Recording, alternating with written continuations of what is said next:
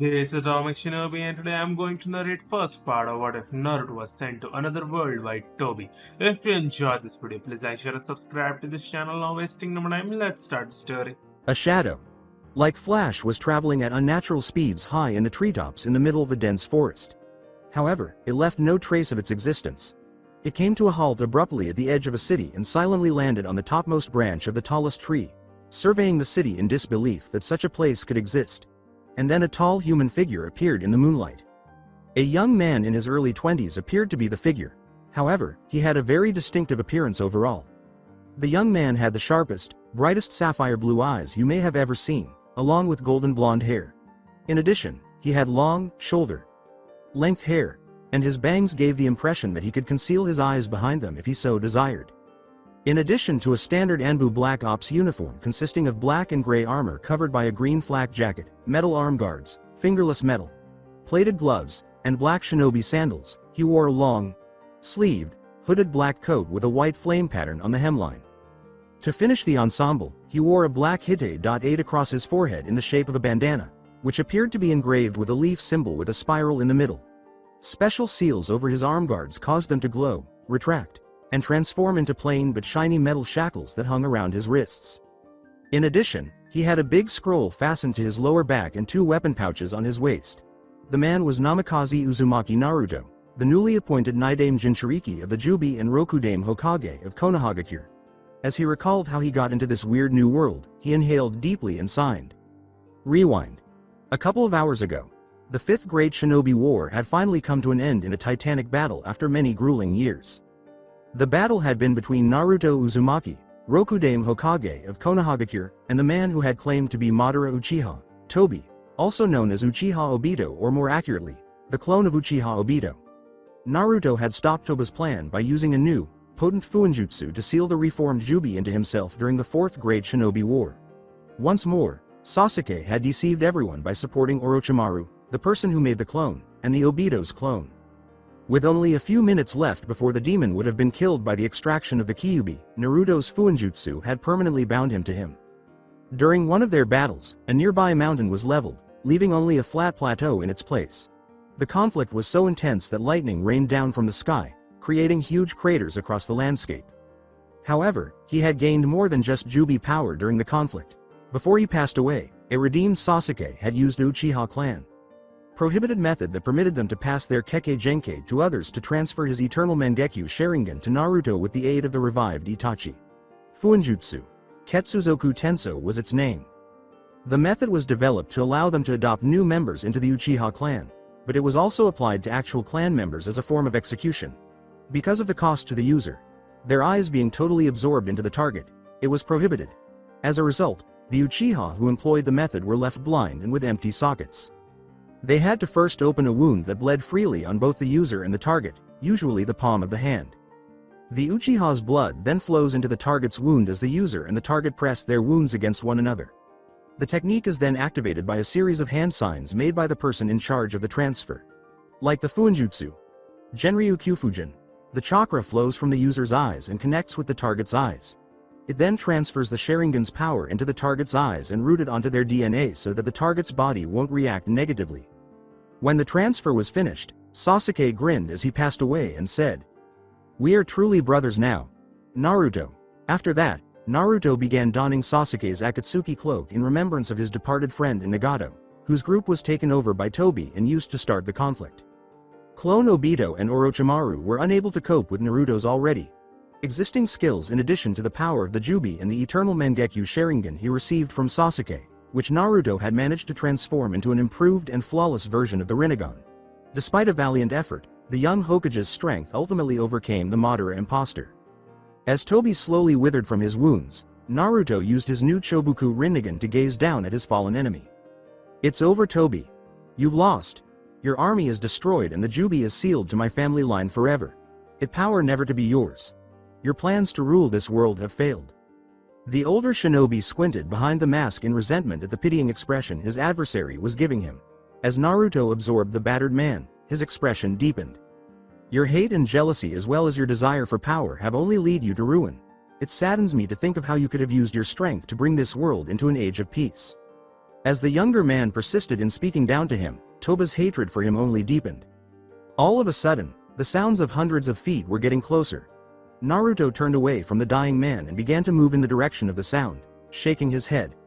After some time, dozens of shinobi rushed forward to meet the man who had finally put an end to the situation, flooding into the clearing.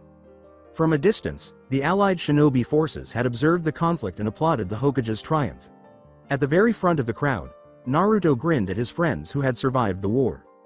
Tobi looked in the direction of Naruto and the incoming throng.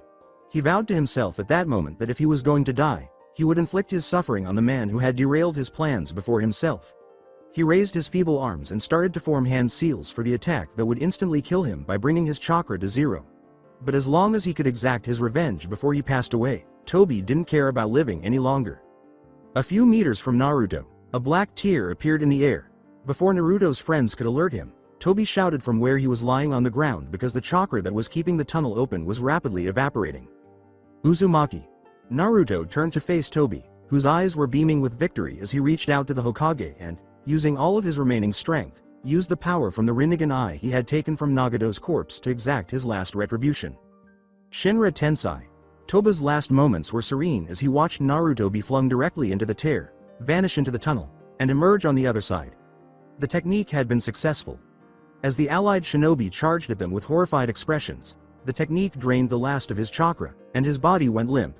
Behind his mask, Tobi smiled madly as he died. When Toba's technique closed without any chakra to support it, a number of shinobi who knew Naruto well fell to their knees and gaped in disbelief, while the Konoha shinobi all bowed their heads in silent remembrance of their fallen leader. Hinata, who has loved Naruto since they were young, cried and wept as her friends, who were also grieving, attempted to console her. His teammates Sakura and Sai, as well as his teacher Kakashi, suffered the most, though, after losing two of his students and his other teammate, Sakura buried her face in Kakashi's chest.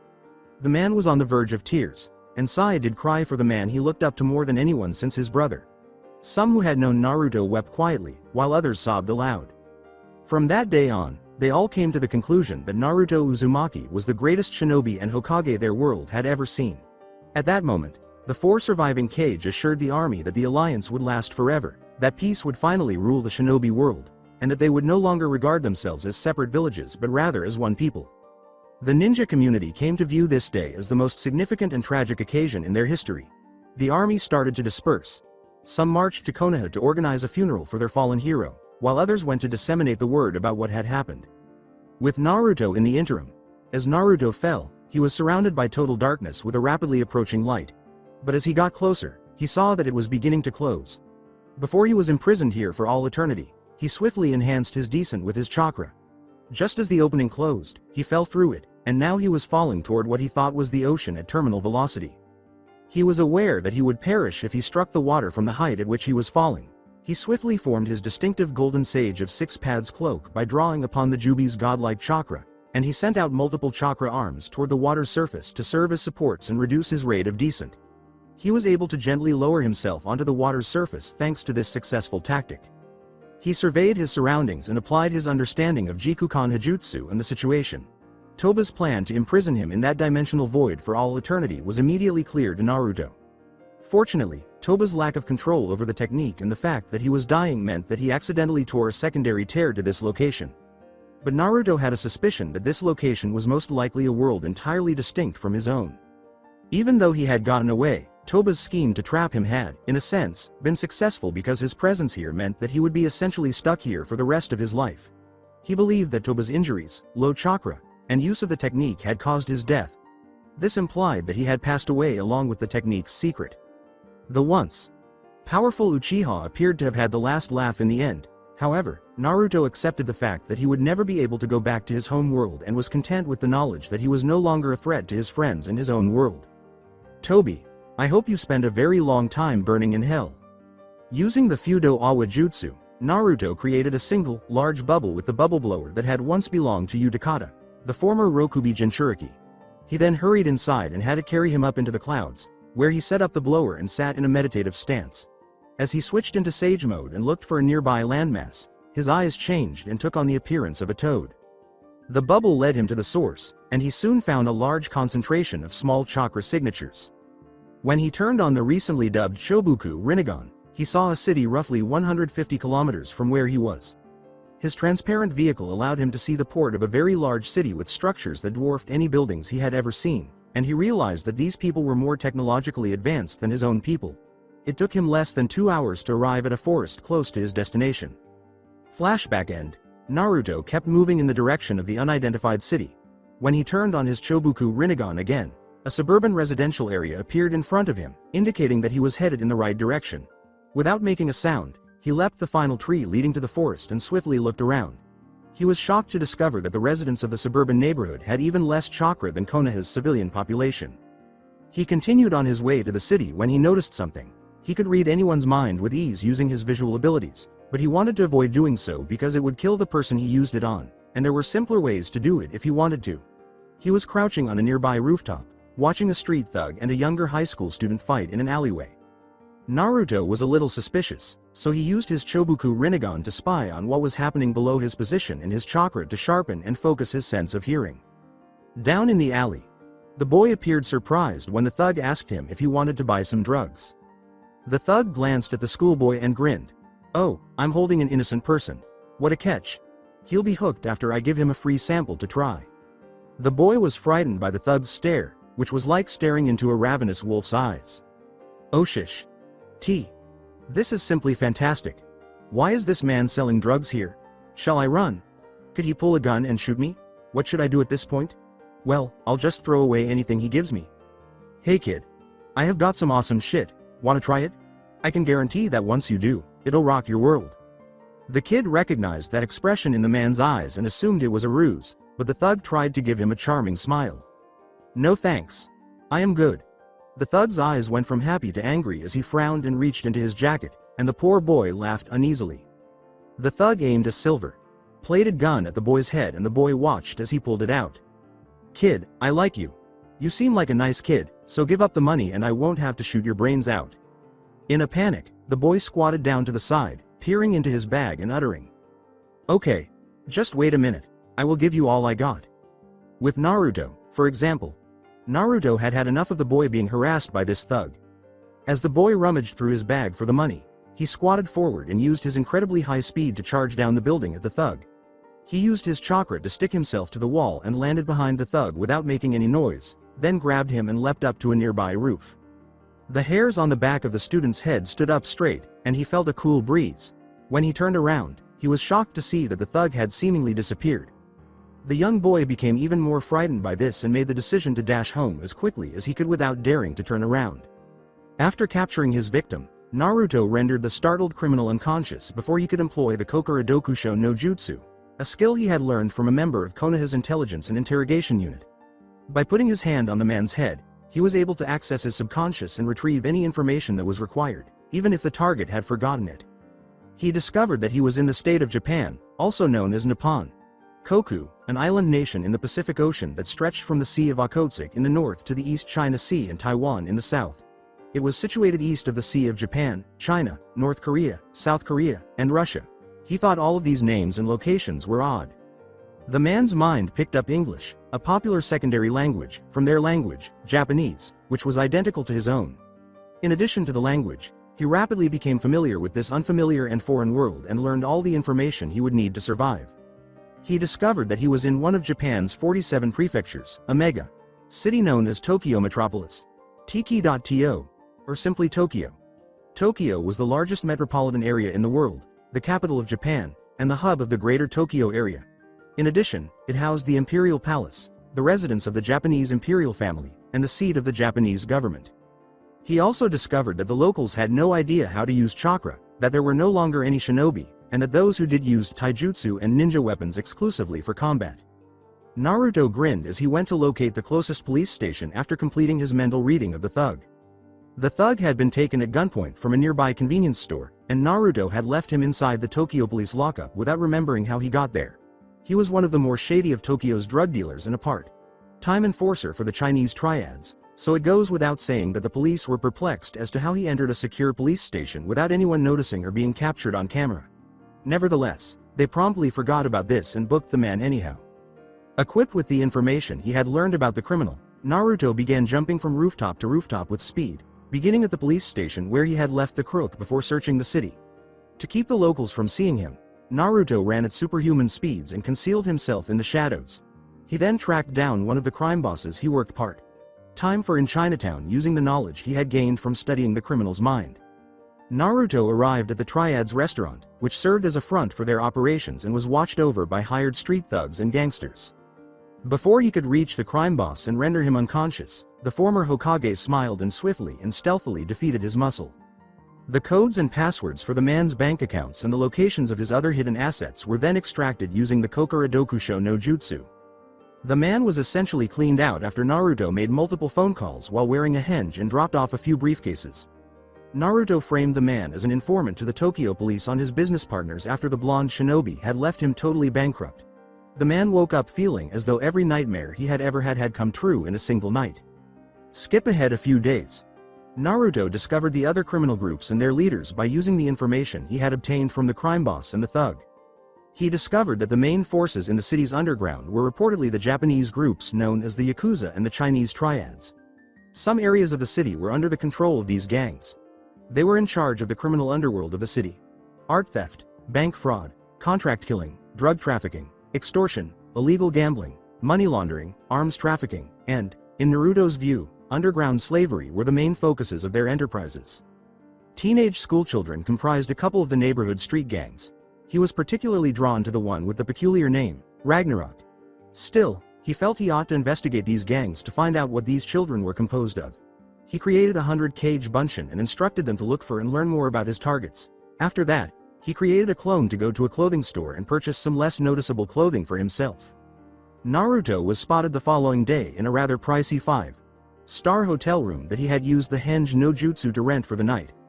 By using this technique, he was able to change into a middle-aged Japanese executive with dark hair and eyes, complete with a business suit and briefcase. He took a shower after sleeping in a cozy bed that was a little too big. He washed up and put on the new clothes his clone had purchased for him, which included a black long-sleeved compression muscle shirt, a cream-colored scarf, a pair of black slacks, and a long black coat. Since his black shinobi sandals didn't need to be replaced, he kept them. Since it was what he would have brought, he chuckled as he considered what his clone had purchased. He ate a rather substantial breakfast before making another foray into the city. Wearing his armed guards beneath his coat for added protection, he concealed his weapons on his person and engaged the retractable, concealed arm blades he had fitted to them. Each blade was hidden from view and extended from beneath his wrists to his elbows. It locked into position after extending roughly 10 centimeters past his fingertips. When he was satisfied, he flicked his wrists upwards and the blades retracted into their initial positions with twin clicks. He tested the blades by swinging them a couple of times. Before leaving the room and checking out of the hotel, Naruto used henge no jutsu to change back into the businessman. He found a dark alley after a few blocks of walking, checked to make sure no one could see him, and then let the transformation go. Tensing his muscles, he leapt to his feet and landed on the roof of the building next door. Then, hidden from the crowds below, he began to run toward the business district. Naruto discovered an accessories store in the business district. Naruto entered the store and saw a pretty woman in her early 20s seated at the register, reading what appeared to be a romance book. While searching, Naruto discovered what he needed: a black sea bag in the military style and a pair of black sunglasses to conceal his eyes when he used his Chobuku Rinnegan. He waited to be checked out after paying for the items at the register. But the store clerk had apparently been too preoccupied with her book to notice him yet. To catch her attention, he cleared his throat loudly. She was startled by the action and let her book fall to the floor. She knelt down to pick it up angrily and gave the person who started her a rather irritated look. It didn't last long, though, because she saw the tall, blonde young man who accompanied them, as well as the most brilliant sapphire blue eyes she had ever seen. He appeared to be about her age, in her opinion. She blushed when he smiled at her because she was suddenly too shy to look him in the eye. "Excuse me, miss, I'm sorry if I interrupted your reading, but could you tell me how much it is for the sea bag and sunglasses?" "Oh, let's see. Yes, the sunglasses and sea bag will cost 3,924 yen. He took out his wallet, paid her for the things, and left her a rather substantial present. "Thanks for the help. I really appreciate it." As he turned away, he gave her a cunning wink and flashed her his trademark fox-like grin, which made the blonde blush again so fiercely that she thought she might faint. Naruto put on his new sunglasses and slung the sea bag over his right shoulder. As he was ready to leave, He caught a glimpse of the young woman at the counter picking up her phone and taking a quick picture of him before she started texting frantically and squealing like a girl. Still got it, Naruto thought with a glare. He took a deep breath before entering the office of the owners of an old Buddhist temple, which was located deep in the forest in a remote valley surrounded by several mountains, and the land surrounding it, which one of his clones had discovered for a more permanent residence. He had wandered to the center of the district after his foray there and found it bustling with activity. He had to use the Chobuku Rinnegan so that the previous owners would forget his face but remember that they had sold the property to someone. After completing his business with them, Naruto went to several banks and transferred the remaining funds into several bank accounts across the nation before he began settling into his new estate. 30 minutes later, Naruto left the office grinning. As of that day, he owned the mountains and the area where the temple resided a few kilometers outside of the city. The temple was in terrible shape when he got there, so Naruto, with the assistance of a 2,000 kage bunshin, started doing repairs and completed everything in a week, including the gates, the fence, and the entire estate. He even created a natural onsen and installed security and defensive seals, as well as Hiraishin no Jutsu seal or jutsu Shiki, throughout the entire temple and its surroundings. All in all, Naruto thought it was a huge success and the temple appeared as it had when the monks lived there. After taking care of all the living arrangements and necessities, Naruto turned his attention to his next goal. What should he do next? He lowered himself into his meditation stance and sorted through his thoughts. Chinatown in Yokohama. A week had passed since Naruto had decided to form a shinobi sect and adopt the name Rakudo Sennin, and rumors of his encounter with the Chinese mafia of Yokohama's Chinatown had spread throughout the town, sending waves of fear through the city's criminal underworld. Ma Hakuba Ryu, the uncle of Ma Kensai and Ma Sugetsu, was intrigued by this enigmatic figure whose appearance had elicited such reactions in some of the city's most seasoned criminals, and he overheard local gang members' conversations about the man bordered on superstition. They talked about him as if he were some sort of demon from the depths of hell, capable of incredible superhuman or supernatural feats, depending on the story. In less than a single night, the man had destroyed his organization and taken down the local kingpin whom many, including the police, had deemed untouchable. Although the crime lord's associates had killed the man for allegedly turning himself into the police, the condition of the guards and the statements from the enforcers and guards confirmed that he did exist. The rumors spread quickly from there, and now the rival gangsters were on guard in case they were next. With every rumor, Hakuba had a growing sense that something was happening, something that might turn out to be very important later on. After telling his staff that he would be gone for a few hours and that his granddaughter Renka, along with his two disciples Jensen Ryu and Kawan Shokatsu, would take care of things while he was away, they noticed his mood and chose to go with him. Curious about their unexpected outing, Renka asked, "What's going on, Uncle Hakuba? Ever since you learned about that mob boss situation, you have been acting strangely. And now you're taking off for no apparent reason? You're not telling us about something, and I'd like to know what it is." As he responded to his granddaughter, "You are right, my child," Hakuba kept walking. "I've been thinking a lot about the rumors regarding the man who attacked the crime lord. This has a deeper meaning that, in my opinion, could be significant for future events. That's why I think it's time to visit your father." Renka paused. She had been pleading with Habuki for weeks to tell her where her father was, and now the man was telling her. "So Daddy is here. I want to drag his ass back home, so tell me where he is at the moment." Habuki calmly retorted, "Now, Renka, if my suspicions are right, now is not the time for that. In addition, you'll see him soon enough." Renka was furious when she saw that Hakuba had stopped and that they had moved far from the restaurant area into a more sedate area of the city, in front of a dojo with two enormous doors and a sign above the gate that read the name of the dojo. Ryo Zanpaka, after defending Yukita Kozo and Takeda Iki from Nanjo Kasara aka Valkyrie and her thugs, the eighth fist of the Ragnarok gang, Shirahama Kenichi, had just returned from defending them from being surrounded by Nijima Haruo, his bad friend, who dreamed of dominating the world with his new Shinpaku alliance.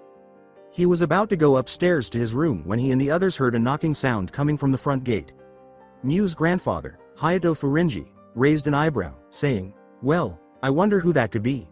When they heard him say, "Habuki, it's good to see you, my old friend," he went to find out who it was. "Enter now, enter now."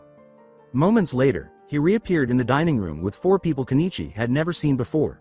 The first, whom he assumed to be Habuki, was an elderly man of Chinese descent.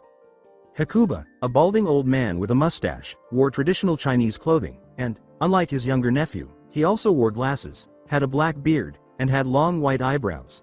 He moved his eyes away from Hakuba and took in his companions, two of whom were young men in their late teens to early 20s, according to the old man, and a very attractive girl who appeared to be Kenichi's age. Kensai paled upon realizing who it was, and hurried to get away without being noticed. But when he heard her voice behind him, he lost hope. "And just where do you think you're going, Daddy?" Kensai turned toward his daughter, who had just got the other's attention by announcing the fact that she was Kensai's child. "Forgive me, Renka." He turned to Hakuba and said, "Uncle, why did you bring her here? I'm not ready to go back to China just yet." Habuki placed a placating hand on Renka's shoulder just as she was about to shout something at her recently discovered father and bowed his head. "Sorry about this, Kensai. However, I think everyone here must be aware of something that happened in the past week, or else they wouldn't have brought her here."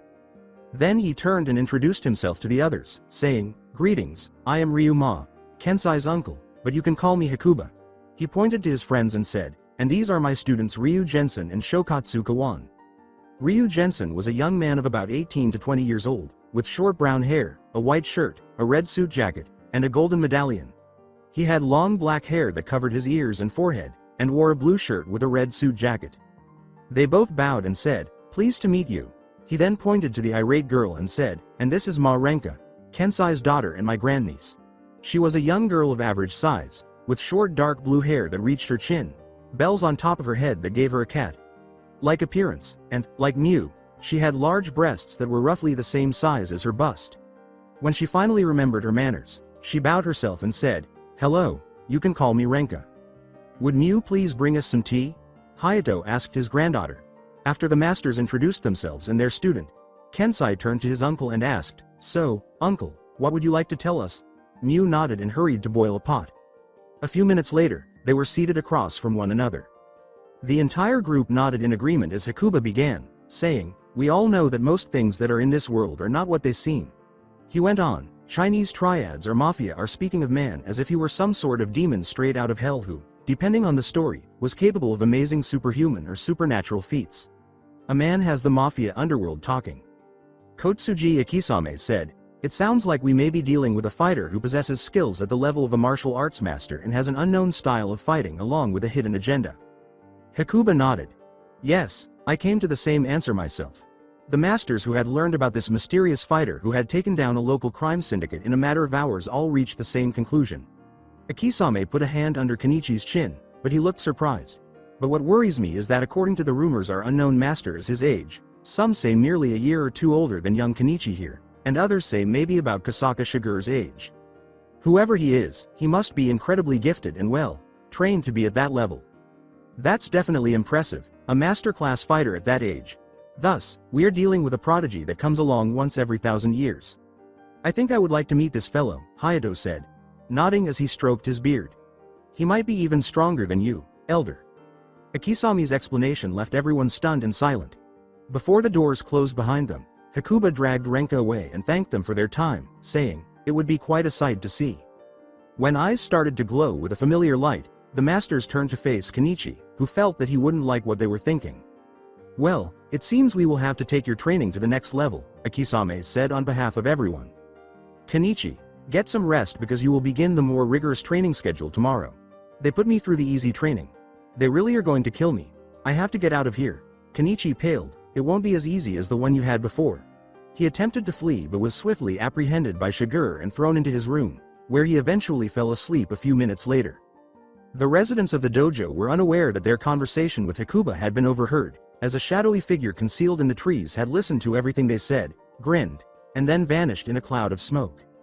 The temple of Naruto. We see a dark room with windows closed and candles lit on the top floor of the temple that Naruto purchased and renovated.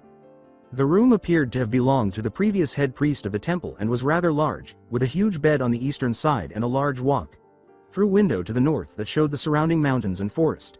On the leftmost corner of the south side was a bathroom, and on the opposite corner was a door that connected the room to the rest of the building.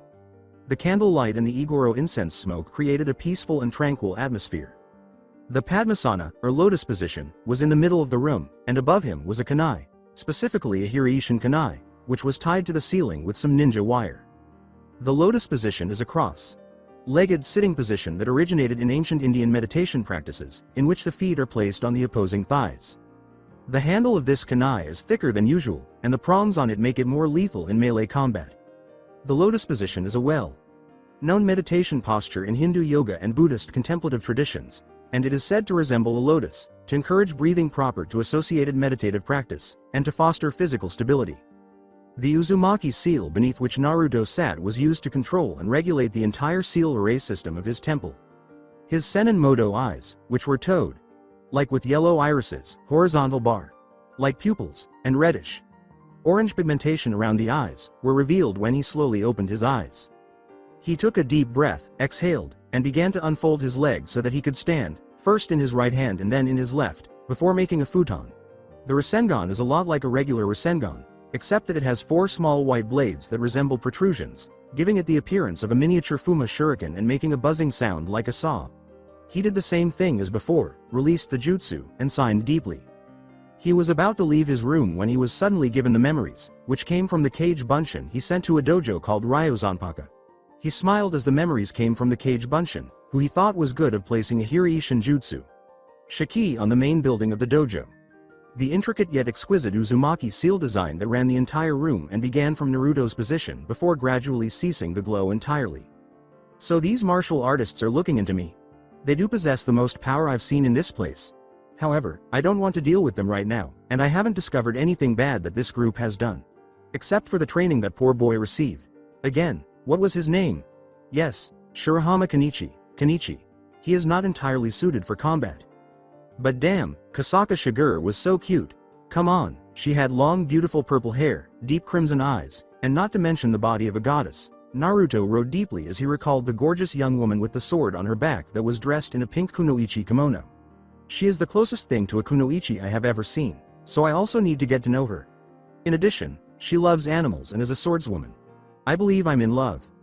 Oh well, I'll have to cut back on my activities and keep them from getting in the way of my goals. However, I must obtain legal documents, such as passports and identification papers, but I will obviously withhold my true personal information from them. And I need money for that, which I can no longer obtain by completing missions.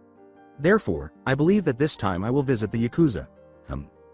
The city Naruto was speeding off on the roof, wearing the same outfit he had on when he first entered this world, but instead of the Konoha Hide.8, he was wearing a black cloth Hide.8 like a bandana that covered his hair with the symbol Ren, which means shinobi, and a black cloth mask just like his sensei Kakashi had. He didn't bring the new Uzumaki Fuin no Sho, instead, he kept it hidden back in the temple where he had activated the security and defensive seals. He knew no one in the entire world could find, much less enter the temple, but he trusted his shinobi instincts, so he kept running to the Yakuza district, which was quite a distance away, and he had to get there stealthily. District of Yakuza. When he arrived at the Japanese Tsunami brothel a few hours later, his Kage Bunshin had transformed into Uchiha Sasuke, who was dressed in an Armani suit, using the Henge no Jutsu in order to gain some information about the Yakuza that was operating in this area. Start flashback. Every eye was on Sasuke from the moment he walked in, so he went to the bar and asked for sake while he waited for his charms to work, so to speak. One of the bold girls, a stunning brunette who ironically goes by the name Sakura, came up to him as he was laughing uncontrollably. She began to flirt with him by showing him her large assets, and he gave her one of those sly smiles and fell for it. Like any young man with a heart, he accepted her challenge, and she pulled him along by the tie. She made a victory sign to her coworkers, who were staring at her with jealousy. Later, as they were making their way to the room, Sasuke noticed some hidden cameras in the hallway walls of the building and some suspicious-looking men here and there. He assumed that these were Yakuza and that the cameras were for extortion. Sakura opened the door, and he followed and shut it. The room had a very sexy vibe to it, but as soon as he closed it, he realized he was being watched, so he turned around and took off his suit jacket. He began a quick series of hand seals and thought, Megan. Kokura Miru no Jutsu. Sasuke was beginning to get hot and heavy with Sakura, as evidenced by the jutsu activating and enveloping the entire room in a genjutsu. Sakura.san, Gomen, but I have to ask you, he said clearly as he turned and approached the young woman who was attempting to entice him into bed. Did you enter this life voluntarily or were you coerced into it? Since she had never been asked this question before, Sakura was silent and simply gave him a nervous look. I will not hurt you, he said calmly. All I want to know is the truth. Are you a police officer or something? Yeah, something like that, and if you tell me the truth, I will help you in any way I can, she said, turning away from him. I swear to you. Why do you work for the Yakuza, then? Do you really think that you can help me? She asked, turning to face him directly. Why should I even bother? I truly do anything you need. I can help you, just tell me what I need to know. Naruto said as he walked and sat beside her on the bed. She broke down in tears and yelled, "Can you heal my daughter?" "Oh, are you able to?" He embraced her onto his chest and whispered, "It's okay." As he consoled her, she began to sob uncontrollably, saying, "I think I can do something about your daughter if you help me. It will be alright. Just let it all out. Do we have a deal, then?" He extended his hand to her, and she accepted it, saying, "Yes, anything to help my kid recover." "What do you wish to know, then?" "Everything," was the only word he uttered. He listened to her claim that the Yakuza would provide her with medical care for her daughter in exchange for her services, but he did not like what he was hearing. He learned that the girls were either kidnapped by a gang and forced into this life by rape and or extortion, or they would kidnap young women without families so that no one would come looking for them. Naruto, who was about to go juvie on these fucking Yakuza, was not pleased and told her to be his informant for this gang if she had anything important to share with him when they met in a few days. He gave her money and instructed her to pretend that they had sex in order to dispel suspicions, and he started to undress, but she called out to him. He turned to her, and she surprised him by kissing him on the cheek and whispered, "Thank you for everything. Thank you very much." Waving it away with a smile, he said, "Think nothing of it at all, my lady." Flashback ends. When Naruto returns as Sasuke, he enters the brothel known as the Japanese Tsunami. He meets Sakura again, who informs him that the Yakuza are holding a clandestine meeting in a mansion in a wealthy area of Tokyo. Naruto, to put it mildly, is intrigued by this development and asks her if she has any other questions. She shakes her head no, and Naruto gives her a sizable sum of money and says, "Listen, I want you to go and buy a house for you and your daughter to move into, away from all this." "All right. Additionally, you visit and remain in your child's hospital room." As he stood and left the bar, she nodded softly, "I'll help you after I finish something." Thinking, I have to send a cage bunshin to follow, protect, and heal her daughter, he created a moving cage bunshin and gave it a mental command. It nodded and left Tokyo's affluent neighborhoods as he wanted to catch everyone involved. Naruto hurried to this location, arriving just in time to witness the Yakuza bosses entering a huge traditional Japanese mansion. Activating his Chobuku Rinnegan, Naruto saw numerous Yakuza bodyguards and a person with a high power level who was similar to the Ryozanpaka martial artists but much weaker. "First, I have to get rid of the goons," Naruto said. "Then that martial artist and the Yakuza bosses. All right, let's rock." Then, as everyone fell asleep, a fluttering rain of sleep inducing, illusory white feathers fell on the Yakuza goons. He stopped the jutsu and found the bosses and the martial artist in the conference room. Using a Shunshin no jutsu, he appeared on top and began a series of high-speed hand seals, finishing at the Tora sign and whispering, "Nihon Shoja no Jutsu." He sensed that there were roughly 12 people in the room, so he took a deep breath and crept in. Meeting space 12 men were seated around a rather large oval table in the closed room, with 10 Yakuza members wearing pricey suits of various hues and lengths on either side of the long table. On one end of the table was a Chinese man with a rather large, muscular body, a Fu Manchu mustache, and a ponytail hairstyle. On the other end was the top honcho Yakuza, a bold, rather fat man wearing traditional robes with a scar on his right cheek.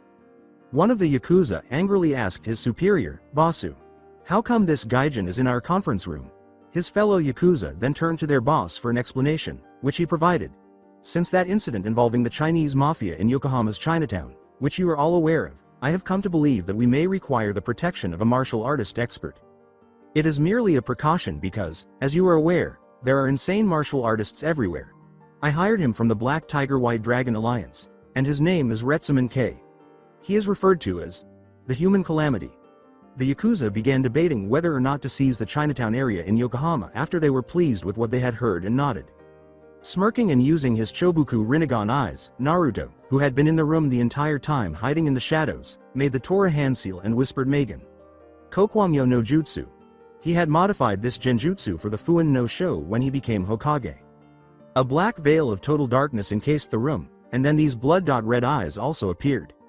The Yakuza panicked, seeing nothing but these unsettling eyes staring at them, and then they heard a frightful and malevolent laughter roaring throughout the room, which even startled and frightened Kay. The boss was trembling and yelled at the laughing voice, "Who are you and what do you want? Present yourself." A cool demonic voice responded, "Ha ha ha. I am the shadowed hand of death and I have come to make you pay for your crimes," as the laughter grew even louder. There were 3 tomo on each of the 4 rings, and the red eyes turned to purple ones with rings and a red iris. The tomo began to spin, and the 10 Yakuza stared into those eyes before collapsing to the ground, frightening the living daylights out of Kay and the Yakuza boss. The Yakuza boss, who was still conscious and frightened, fell to the ground after a being of great and powerful presence appeared out of the shadow of the farthest wall and forced both men to kneel down as if they were bowing to it. The being had approached the marital artist first, who was still trying to stand up and fight but was unable to do so, and he put his hand around Kei's neck, lifting him as if he was weightless, and looking into his eyes, which were the same eerie and terrifying eyes that had been seen before, as if it were staring right into his soul and judging him. His life flashed before his eyes as the demonic eyes read his mind, though he was unaware of it. The being spoke in the same icy demonic voice, saying, "Your hands are stained by the blood of the innocent and you have no remorse. I give you the punishment of having your soul taken away." As it began its judgment, the being put his hand on Kei's head, and as its eyes began to spin and glow, the being's hand drew out a pale apparition from Kei, who struggled but was able to move a muscle. It took away Kei's soul and his eye, which was blank as he had just died, and threw it down as the shadows claimed it. He put the body on the ground and went to the Yakuza boss, who was trying to flee from the demon, terrified by what the being had done to Kei. The boss was lifted by the collar of his robes like he was a piece of paper, and he turned to face the demonic being's face, which covered everything but those eyes. He was going to die, and he would no longer see his wife and children, were the thoughts that were going through his mind. "Oh, what did your family force you into this life?" the demon asked. "To begin with, you had no intention of joining the Yakuza." The big man was speechless when the powerful being read him like a book and said, "Tell you what, I will give you a chance to be with your family again." The man was incredulous at what he had heard, but the being went on, "But you will have to forget about this life and take your family and start a new life somewhere else. You never killed anyone innocent, and you were just and honorable as a leader even if a little greedy. Leave with whatever you need for your family. With your family, lead a modest and contented life. However, keep in mind that I've given you an opportunity, so don't blow it or I'll see you again." The creature's eyes glowed again, and everything turned white as the man merely nodded. After 4 days, Naruto had already obtained the necessary funds and information from the Yakuza, even erasing the memories of the 10 members in order to start over. After putting the money in the banks and completing the legal paperwork, he discovered a secret organization called Yami Pi, which is led by the One Shadow Nine Fists and is divided into 2 divisions, the Weapons Division and the Hand.to Hand Combat Division. Yami was established after World War II to preserve the traditional arts because many martial artists perished in the conflict. Naruto now realized that every organization has an antithesis. As Naruto jumped through the city again, he thought, "So I know the ones I have to be ready for." Ryozanpaka was on the other side and is actually the center of the Katsujin Ken style of martial arts, protecting fist, which protects life, as opposed to the Satsujin Ken, killing fist, which abides to completely destroy the opponent. Using his Kage Bunshin, Naruto had been searching the city for people to take as his first potential disciples. The search had yielded a number of candidates, which he continued to watch for a few days to determine whether they were worthy of his teachings. The prime candidates were a boy named Shirahama Kenichi and a few of his friends, as well as 5 members of a local neighborhood gang made up of potential martial artists named Ragnarok, named Hermit, Thor, Valkyrie, Siegfried, Berserker, and a few others who caught his attention. He also considered the masters his clone had seen at the Ryozanpaka dojo, but he decided to wait a while before crossing that bridge. The temple of Naruto. After securing the temple's various defenses, Naruto jumped out into the moonlit night to meet his potential first student. Naruto had risen from his meditation position and put on his newly modified coat, the same coat he had worn in his battle against Nagato, with the addition of a hood resembling Team Taka's old Akatsuki cloaks, complete with the same red with black flame design on the hood's rim. He had also adopted a face mask similar to the one his teacher Kakashi had worn every day Naruto had known him. District of Industry Nanjo Kasara, who had been venting her frustrations on a training bag for the past few days and was itching to rematch with the blonde dairy cow that had defeated her, was headed back to the abandoned building she had claimed as her base of operations when a sudden fog swept over the area, making it nearly impossible to navigate and leaving her effectively lost. As she considered her options, she heard a voice that seemed to come from everywhere. "Good evening." She scanned the area, trying to find the voice's origin. "Who was there? Before I discover you and kick your ass, come out." "I highly doubt that. But nonetheless I will introduce myself," the voice said, laughing, before the wind suddenly grew stronger and the fog whirled around her before moving away and focusing into a twister in front of her, giving her a better view of her surroundings. She soon realized she was exactly where she had begun before the twister dissipated, revealing a shadowy figure with the deepest blue eyes she had ever seen.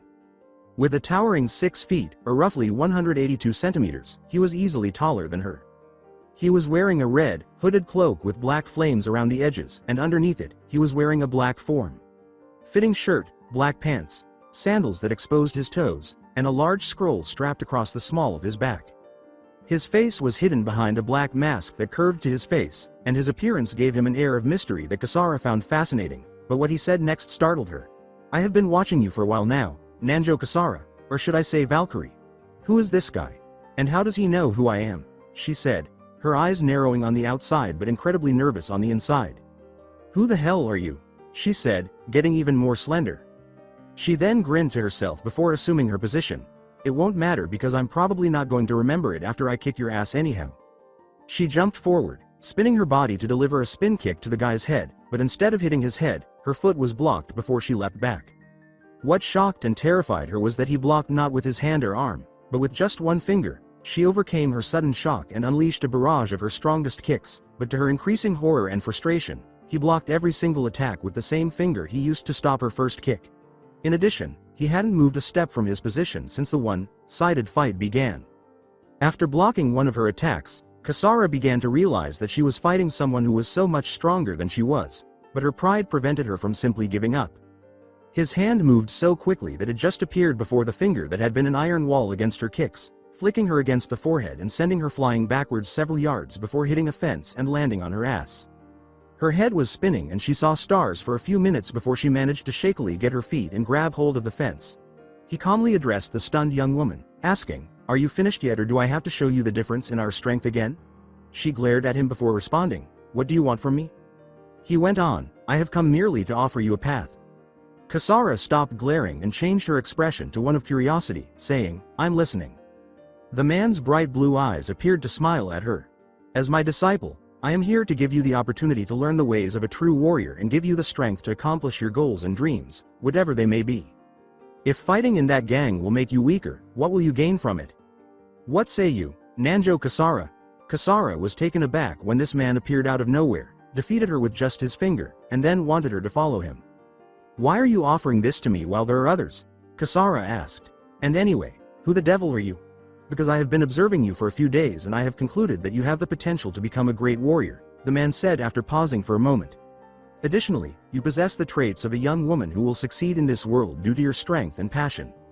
The fact that this guy had not only recognized her strength but also made it clear that her gender did not make her any less capable than any male martial artist left her stunned, as many men denigrated her as a martial artist because she was female. He went on to say, "Plus I am not going to teach you a style or something like that. The others won't follow your lead because I'll show you a different way. Believe me, I am aware." He produced a folded piece of paper and held it out to Kasara, who now had a renewed respect for the man with the sapphire eyes. She took it, gave it a quick glance, and then returned her focus to him. "What's this? If you accept my offer, you can find me at that address," he said, pointing to the note. "I look forward to hearing from you." He turned to leave, but as he did, he heard her say, "Wait, I still don't know who you are. I am the Rakudo Sennin. However you can simply call me," he said, tilting his head toward her without turning around so that she could only see the left side of his face. "Rakudo for now, but if I am going to teach you and train you then I will tell you my real name." He grinned, even though she couldn't see it. To Kasara's surprise and amazement, the man now known as Rakudo vanished into thin air right before her eyes in a column of frantically spinning wind that she could feel from her position. The wind vanished as abruptly as it appeared, along with Naruto. She looked in all directions to make sure her eyes weren't playing tricks on her, but she couldn't find the man, so she looked down at the address he had given her and considered her options. After a week, after days of deliberation, Kasara finally realized that she was no closer to meeting with the great sage Fist, the martial arts master, from whom all the fists of Ragnarok aspired to receive training, but only the first fist, Odin, had ever received.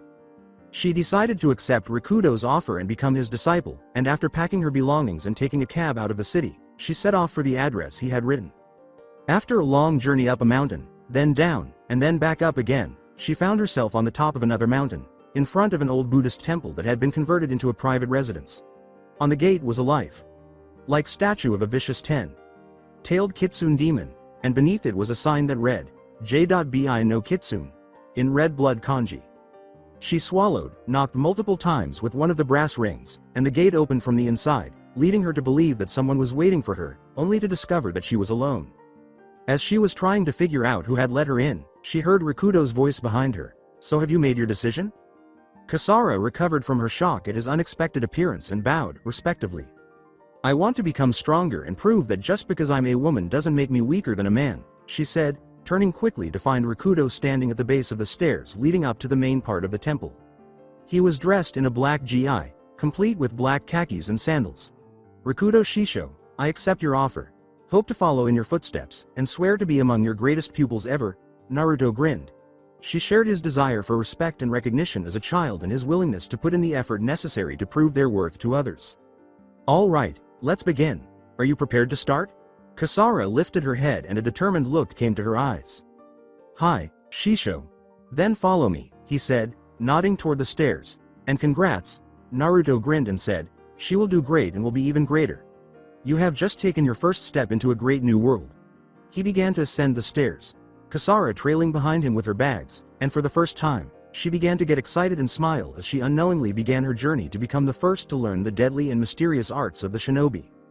The temple of Naruto. After helping Kasara to put her belongings away in the room he had prepared for her in the temple's main living quarters, Naruto showed her around the training grounds, and it would be an understatement to say that she was impressed. Naruto had transformed some of the temple's surrounding areas into training grounds, while others had been added for comfort and enjoyment. It had taken Kasara an hour to fully adjust to her new surroundings. The largest training area behind the temple was one that she was not permitted to enter before Naruto believed she was ready because, unbeknownst to her, he had transformed it into a nearly exact replica of Konoha's Daionjian and Shuho, also known as Shi no Mori, by filling it with dangerous plants, animals, and animals from this world, as well as some species of all trees from his world that he had sealed into scrolls and released into the enclosure. He created the forest using Mokuton ninjutsu, thickening the forest around the temple and on the mountains to make it more resilient and difficult to enter after seeing those masters in the Ryozanpaka. He also had seals placed throughout the mountains and forest to protect and hide the temple and the signatures of its occupants from outsiders. He obviously warned her that she would probably die if she entered the Shi no Mori unprepared. Kasara nodded and gulped when she realized he was serious. On the west wing of the temple, Naruto had remodeled the place and turned into an exact duplicate of the arena Konoha used for Chunin exam preliminaries. They didn't stop long before moving on to the east wing. This section of the temple was the second largest part of the property and wasn't modified too much by only removing a few key elements made it a perfect place for certain types of training or a place to relax. It had a pond, a bridge, a large waterfall, a small karasansui that looks like the Seiho. Ji is a Rinzai Zen Buddhist temple located in Matsuo, Nishikyo Ward, Kyoto, and a large wooden fenced outdoor onsen. The last three buildings of the temple aside from the living quarters was a Kasuga, Zakuri Shinto shrine and a two-story building he had built to replace the pagoda he had knocked down to make room for what doubled as an archive, armory, and medical station. And finally, the largest building was the main temple which had been emptied and replaced as a dojo and lecture hall. But that was not what shocked Kasara speechless. That honor was given to a giant tree in the right side of the temple. It was the biggest tree she has ever seen in her short life and it was taller than the temple and it was sparkling as it was full of life and energy. She felt rather calm and peaceful near it. At first, Kasara was a little taken aback by the place, thinking, just who is this Ma? I have heard of crazy training methods before, but the way this place is set up is insane. After the tour was over, Naruto threw a package at the bewildered Kasara and said, go to your room and change. There is a set of clothes in the package that are more suited to the kind of training we will be doing and won't be worn to shreds like your current attire. He turned to face the main temple and said, after you have changed, meet me in the main temple, where we will begin your training. Then, in a flash of inhuman speed, he vanished, leaving Kasara alone with the package. Kasara quickly returned to her room to change. Time jump. After 10 minutes. It took Kasara a few minutes to adjust to her new attire, which included a red overcoat with a hood, a fitted mesh bodysuit that hung from her neck to her thighs, a dark red miniskirt, a red bandana, and a red form-fitting turtleneck muscle shirt over the mesh suit. When she finally reached the main temple, Naruto was seated in the center of the room with his back to her, and she was about to announce her arrival when his voice cut her off. I trust the clothes were to your liking. How did he know I was here? She asked, blinking, and then shook her head. Why? Yes, they were excellent. I appreciate that, but how did you find out my measurements? She heard him laugh before he answered, I inferred them from what I saw of the stature, weight, frame, and overall body structure. She stared, thinking, he can learn all that just from looking at someone once, but was startled back to reality when she heard her master's voice. Eventually you'll begin to develop the ability to analyze a person's body and be able to pick out certain things about them and the way they fight. He jumped up from where he was sitting and landed in front of her, startling her a little. Balance is crucial in any sort of combat, along with several other applications, and I have trained every day to improve mine to the point where it comes without conscious thought. He put a hand on her shoulder and said, "One day, you will also be able to do these things and much more." She looked from him to the stone slab in disbelief after realizing that he wasn't sitting on a cushion as she had assumed, but rather on a thin spike that should have been impossible to balance on without toppling over. However, there will be numerous obstacles in the way, and the road to success is not a straightforward one. With his back to her, he took his hand off her shoulder and said, "So, Kasara Nanjo, are you prepared for the most difficult training you'll ever have? Are you prepared to develop real strength?" Kasara felt the serious atmosphere and knew that whatever path she took now would set the course of her destiny. Kasara went over everything in her life that had brought her to this moment, and her choice was clear. Kasara's face was set in determination, then grinned savagely as announced her decision. "I'm ready, master." He turned to face her and gave her an even more savage smile, saying, "Good welcome to the shinobi life. I will take this training and prove to the world that just because I'm a woman doesn't mean I can kick their ass and make them acknowledge me as the greatest. Then let's get started." Time jump. After 3 months, 9 weeks had passed since Naruto had taken Kasara under his wing, and he hadn't introduced her to chakra right away because he felt that she needed to learn the basics of being a shinobi and that he would also be teaching her subjects other than fighting, like literature, calligraphy, mathematics, science, geography, and other such subjects. He had also called her parents to let them know that they wouldn't have to worry about her education because he would make sure she didn't miss it. At first, Kasara wasn't thrilled with it, but after some time she realized that Naruto wouldn't have been bothering with it if he didn't think it was useful. Once he began her lessons, she discovered that it wasn't that bad because her master always found ways to make even the most tedious subjects, like advanced algebra, less dull. He also worked on teaching her proper manners and etiquette. After a while he had broken her of her bad habits and taught her more self-control that allowed her to keep her calm and focused. This allowed her to channel her powerful emotions positively into training and achieving her goals instead of losing her temper, which could cause her to lose focus and make more mistakes. Naruto also had her starting to eat right as she was slightly stunted in growth, like he had been, and sneaked in some crushed up nutrient pills into her food in order to help her body achieve its required growth. After several weeks on such a diet, her body had grown and flourished. Her skin had a radiant glow about it. Her hair was showing to be giving off a healthy, lustrous shine. She had also allowed it to grow out over the past 3 months and now flowed down all the way to her lower back. She grew taller, now reaching a height of 170 centimeters. Her body had also filled out to give the young woman a quite curvaceous, well-endowed, and well-toned body structure that was very pleasing to the eye. By using his kunai, shuriken, and weapons to show her vulnerability, he was able to rid her of her weapon-related problem. After she had almost been killed multiple times if he hadn't held back, he explained that weapons weren't what made a person a warrior, but rather that the warrior made the weapon, that a weapon is just an extension of one's body, and that she didn't need to be an expert in weapons to use them. She eventually realized how stupid she was being and learned how to use kunai, shuriken, shinobi-sen, as well as hatsuen-dan and senko bakuden. Before teaching her to use chakra, he had her sit on a stone tile on top of a spike until she learned to keep herself completely still and give herself better balance.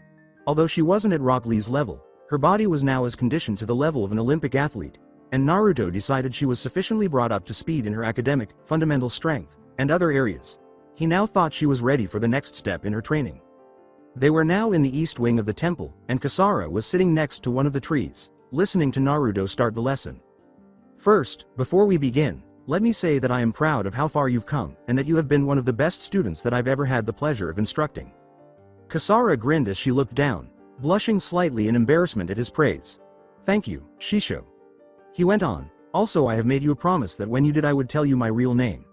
Kasara held her breath, "Which is Namikaze Uzumaki Naruto, the Nidaime Rakudo Sennin, and you can call me Naruto. Shisho, or Shisho." She was about to inquire about the Nidaime part when he held his hand and said, "That is a story for another time, Kasara-chan.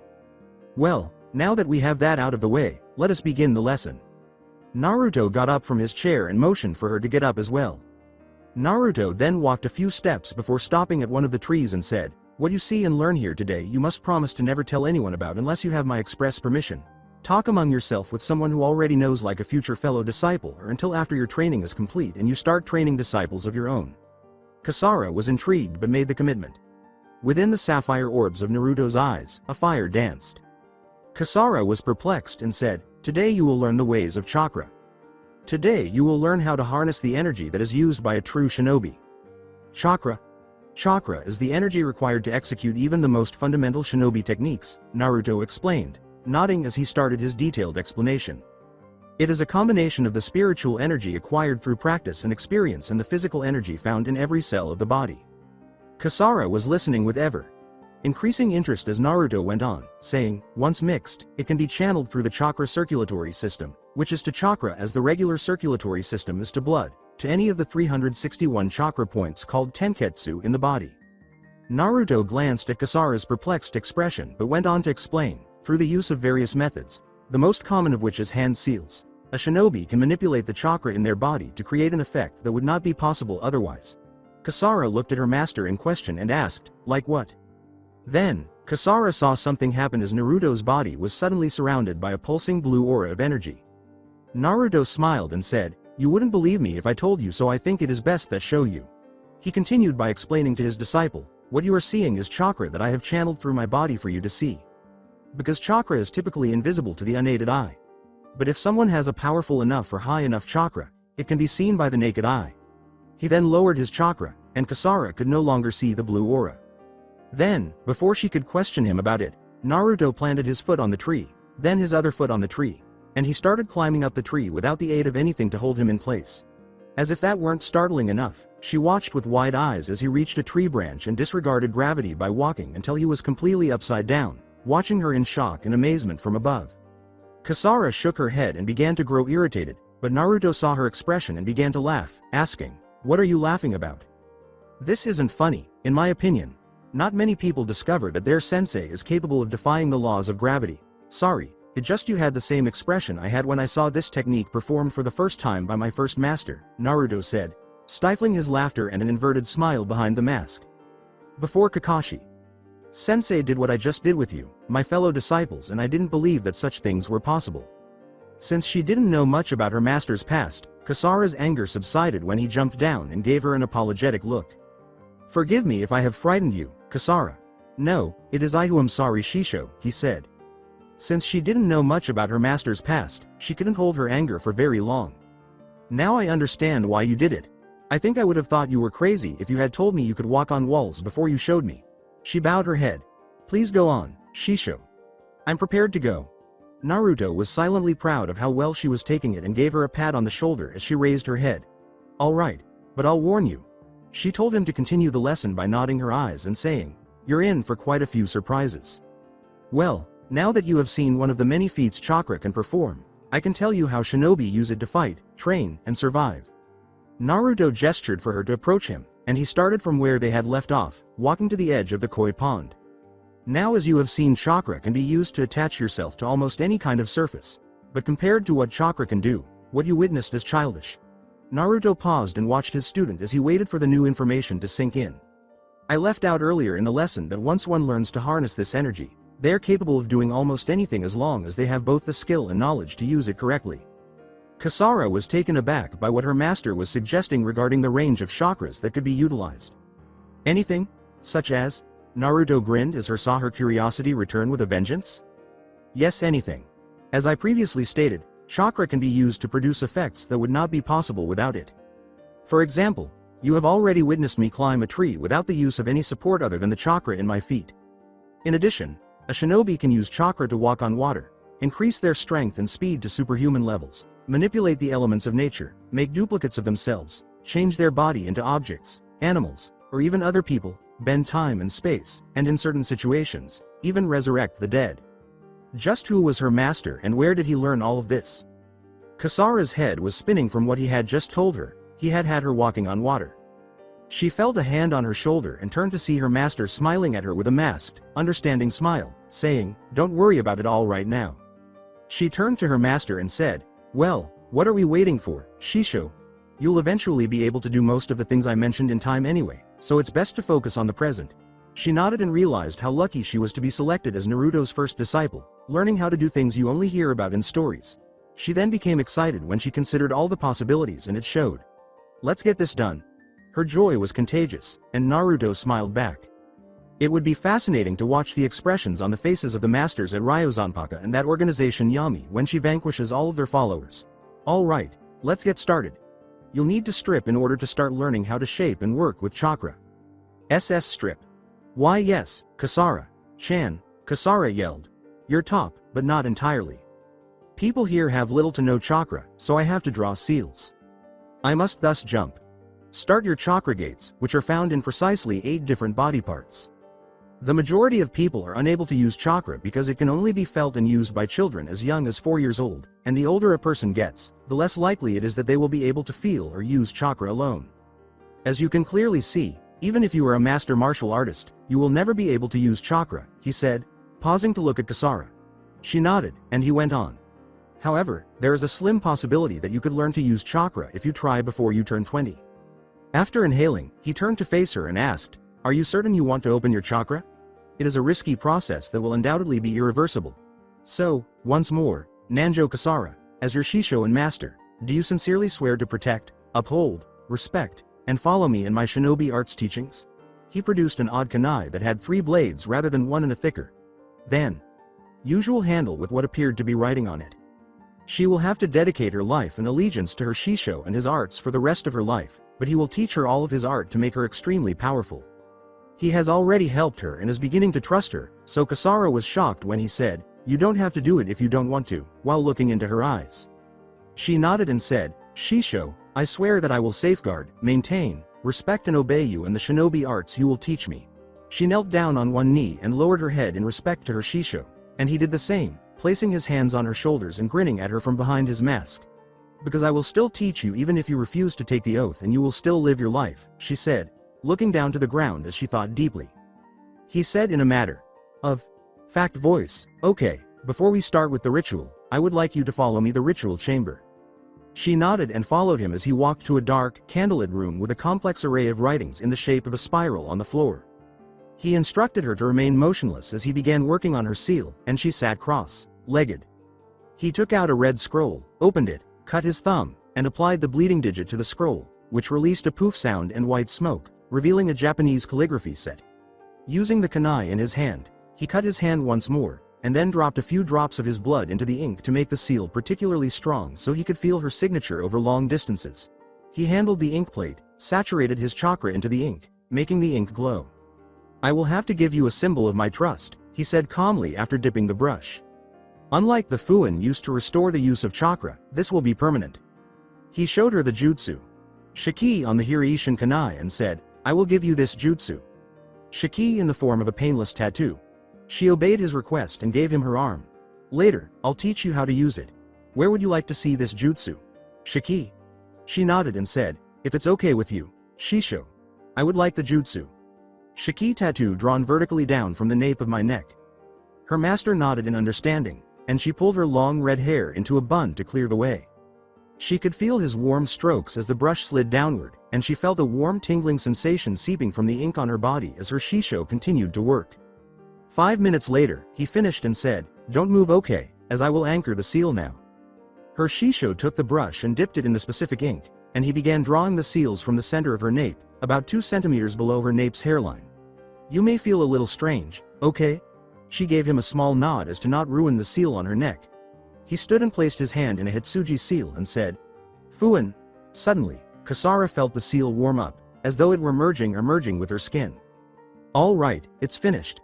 He walked to where her head was resting, knelt down, and said, I am about to start with the chakra activation so you will feel very unusual as your body will change to accept the chakra.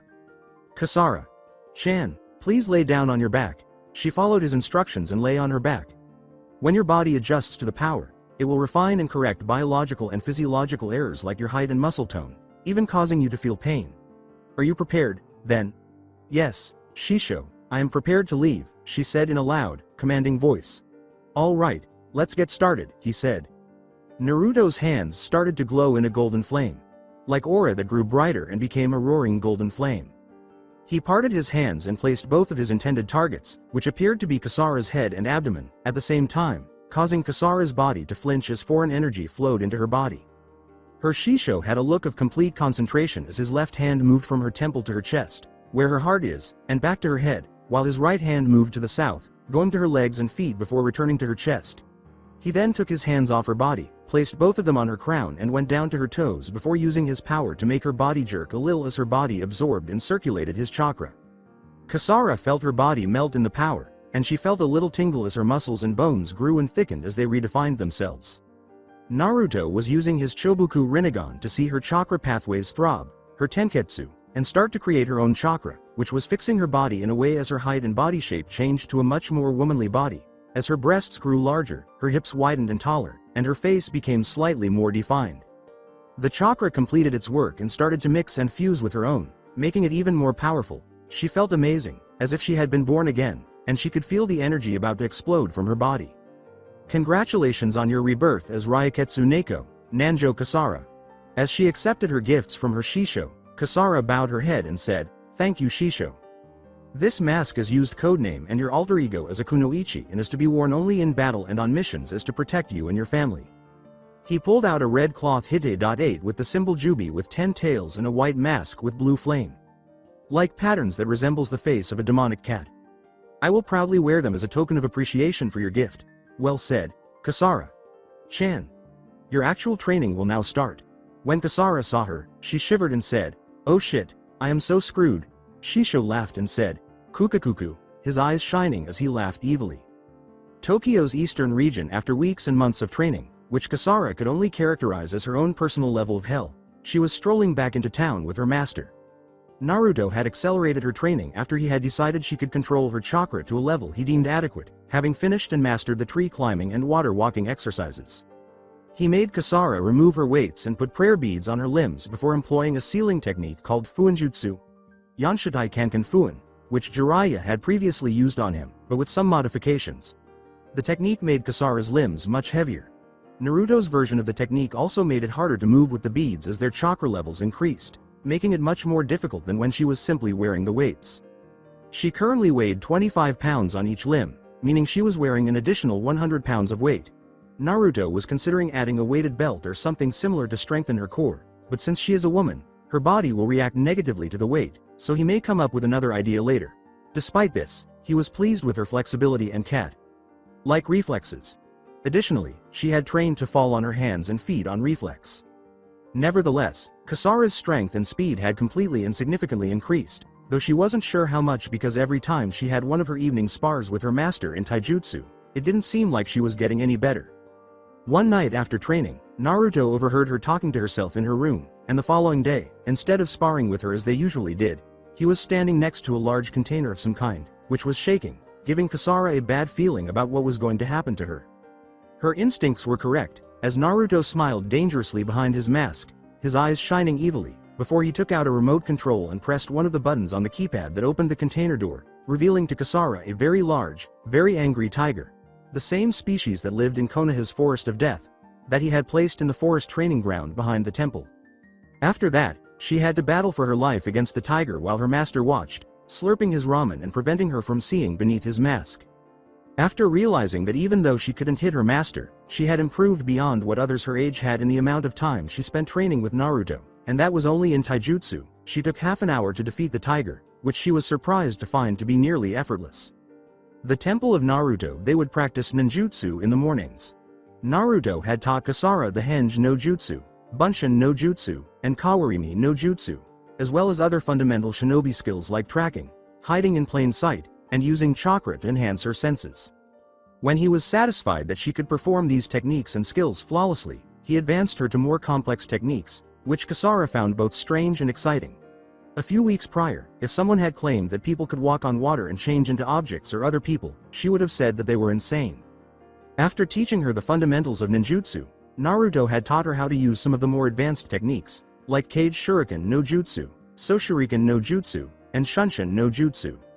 All of these techniques were D rank, but with the exception of Kage Shuriken no Jutsu, they were very helpful, and most ninja had learned them earlier in their lives, possibly even while they were at the academy. Naruto was impressed by her training progress and her hard work, and he told his student that if she continued to work hard and be dedicated to her training, he would teach her one of the more advanced techniques when he felt she was ready. It goes without saying that the prospect of learning something new that would undoubtedly be effective inspired Kasara to train harder. After just 5 months of training, her skills were comparable to those of a Level genin. Naruto would have declared that he had discovered a genius if he didn't know any better, but he knew that her perseverance and determination to succeed were what had brought her this far, and for that he was proud of his disciple. Over the past 4 months, Kasara had also learned a few things about her master. She had known he was young, but was shocked to discover that he was either slightly older or about Freya's age.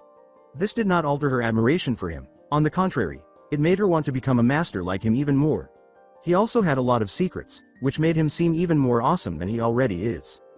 Kasara also discovered that her master was a bottomless pit, that he always carried a little book called Dokonjo Ninden with him, and that the average amount of food he consumed each day was enough to feed 3 people.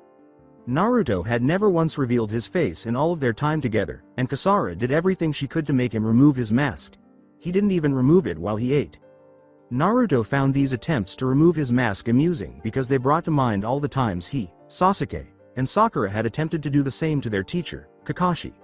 It was especially funny when he ate while wearing the mask because he had once questioned how Kakashi was able to do it, only to discover later that the solution was actually fairly straightforward.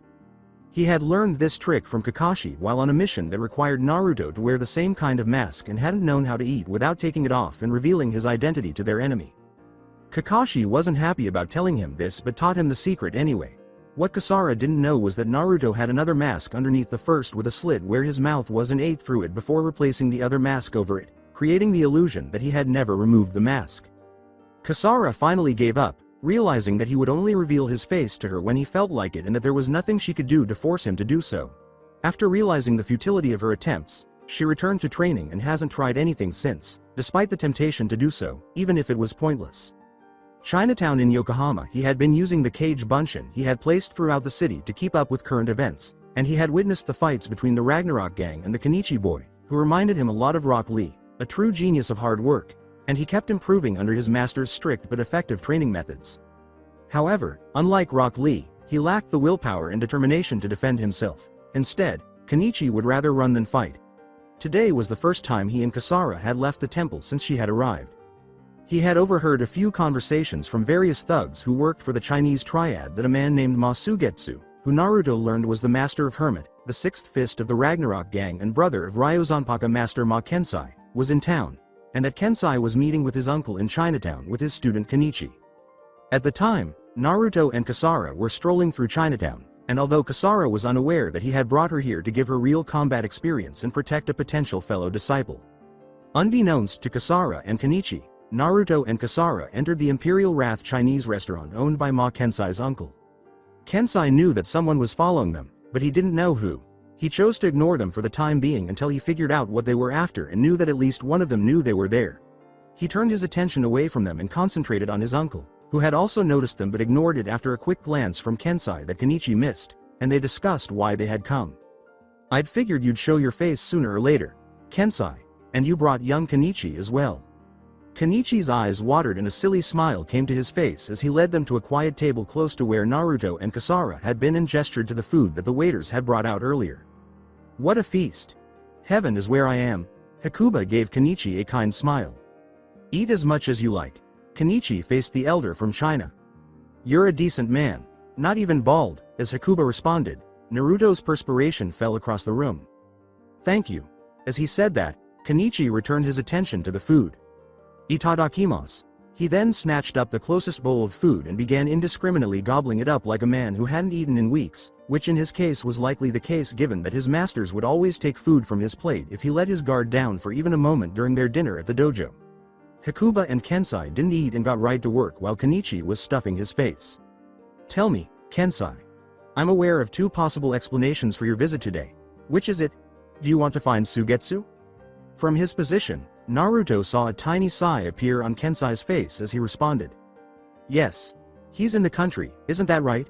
As the conversation went on, Kenichi stopped eating and fixed his gaze on Kensai. "Yes." Kensai gave himself a smile. "All right then, I suppose that I'll have to have a little chat with him." Hakuba glanced at him through his glasses. "A conversation, eh? Do you really believe that will be helpful?" Having heard the name before, Kenichi finally made the decision to speak. "Who is this guy from Sugetsu?" As he filled in the gaps in Kenichi's knowledge, Kensai closed his eyes. "Ma Sugetsu, otherwise also known as my big brother." At his table, Naruto observed Kensai's manner when he talked about his brother. It was as if he was reliving the years when he had been chasing after Sasuke before he was able to free him from Madara's control. The conversation veered into information he was already familiar with, so he briefly tuned out to speak to Kasara. Kasara. She raised her head from her plate. Yes, Shisho? Naruto jerked his head in the direction of the other table. Kasara was shocked and then thrilled to see Kenichi because she could follow him to the location of the blonde bimbo and finally exact revenge on her for her previous beating. However, she was able to regain her composure, as she had been taught, when she noticed her master observing her closely before he spoke. Kasara, what are you going to do? She was aware of that tone, which he always used when he was testing her, which was precisely what this was, and she knew that it was best to respond truthfully because he could always tell when she was lying. I was going to follow him, though, so he could show me that haughty Yushijichi and show her what humiliation feels like. However, Shisho, that isn't the reason you brought us here. I will therefore hold off on challenging her until I think the time is appropriate. Naruto nodded, pleased by his pupil's display of integrity and maturity. You're right, that isn't what I brought us here for, and I'm glad you noticed it. He gave the other table a subtle nod. I want you to ensure that those children over there do not end up dead. I brought you here to do that task. She glanced at the table where Kenichi and Kensai were sitting, then her expression changed to one of perplexity. Young people? You mean, kid? Yes? Shirahama is the only child I see over there? A crash reverberated throughout the restaurant as Naruto completed his countdown, grinning as he raised 3 fingers and then slowly lowered each one. Before she attempted and failed to capture him, Kensai briefly freaked out when he saw that the young black-haired girl in the form-fitting Chinese dress that had broken the table was his daughter. Naruto sat up when he saw that Kensai was about to leave. I'll track you down later. Remember, don't tell them you're following them unless absolutely necessary, and make sure they don't die. I have some business with that boy's master. Kasara's expression hardened, and she bowed her head. Hello, Shisho. I promise not to disappoint. Just as Kensai jumped out the door and into the streets, Naruto nodded and vanished in a cloud of smoke. Yokohama Chinatown's unknown alley, Kensai Pav. When he left his disciple with his daughter, Kensai had noticed that the hooded stranger was still pursuing him. A few blocks from his uncle Hikuba's, Kensai made the decision to confront the enigmatic figure, but before he could do so, a voice came from the shadows. Konbanwa, Ma Kensai. Kensai's gaze darted around the alley in an attempt to locate the voice's origin, but to no avail. Who could you be? You've spent the entire night following me and my disciple, but now you're coming toward me. Which indicates to me that you are either trying to find my brother or that you want to talk to me or fight me. You're observant and direct, and I'm okay with that, the voice said with a laugh.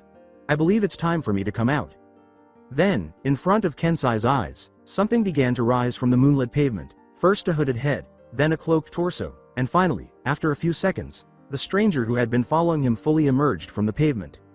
Kensai blinked multiple times, realizing that what he had just witnessed was physically impossible, but he caught nothing that would indicate this was some clever illusion, so the only possibility left was that the man actually just rose from the pavement like a ghost.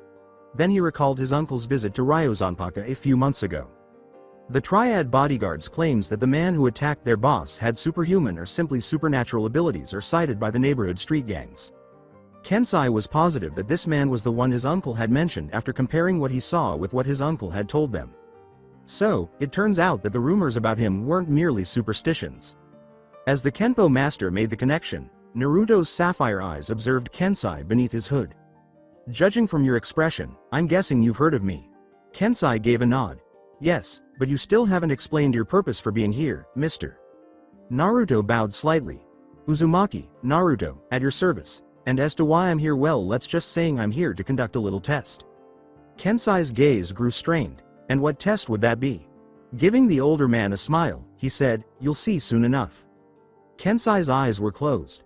I see. He was shocked to discover that the young man in the cloak had simply disappeared without his knowledge when he opened his eyes. Before he took off in a sudden rush and continued looking for his brother, the Chinese master's features were decided. All he could do was hope to arrive in time. He thought back on his encounter with the enigmatic master as he searched. You seem like a fascinating young man. Who are you, Uzumaki Naruto? Unknown rooftop in Chinatown, close to the Triad safe house, Naruto Pav. The test was about to start. Naruto had just gotten the memories from the shadow clone he had sent to meet with Kensai. He had been following Kenichi, Renka, and Kasara, who was secretly following them, and they had arrived at the safe house after eliminating some of the lower-level muscle.